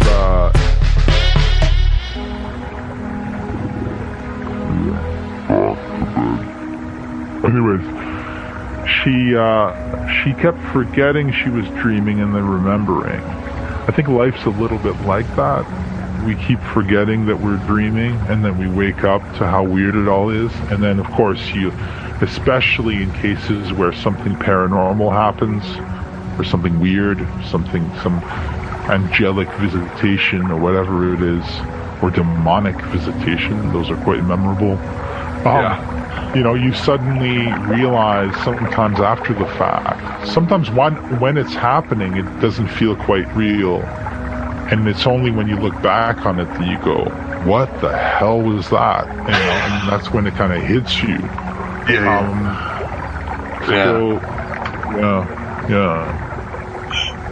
in dreams too. I love it's what weird you're how, saying. How dreams do that. It's just so strange how certain dreams will. You might think, oh, it's just a dream, and then I don't know, 2 years later you look back and you're like, oh God, that was not just a dream. Like that was something. And then the same thing with things that aren't fictional, like you said. It's it's got this weird way of working, and even how you were talking about living in New York, there's a certain feel to it. And so if you were, I guess maybe that's kind of what I'm getting at too. If you were to look back on, say you spent like 2 weeks in New York, and then 2 years later you look back on it and you try to write about it or remember it, you would want to, if you were just true to the feeling, you'd almost kind of write it in a weird, almost fictional way, and then it would almost be more true, and then more people could inhabit it. Because if you just wrote, I was in New York, well, maybe these people haven't been to New York, but if they were in that essence or that space, the feeling, I don't know. That's really well said. I think you're absolutely right. That's exactly what I'm getting at. It's that there's a kind of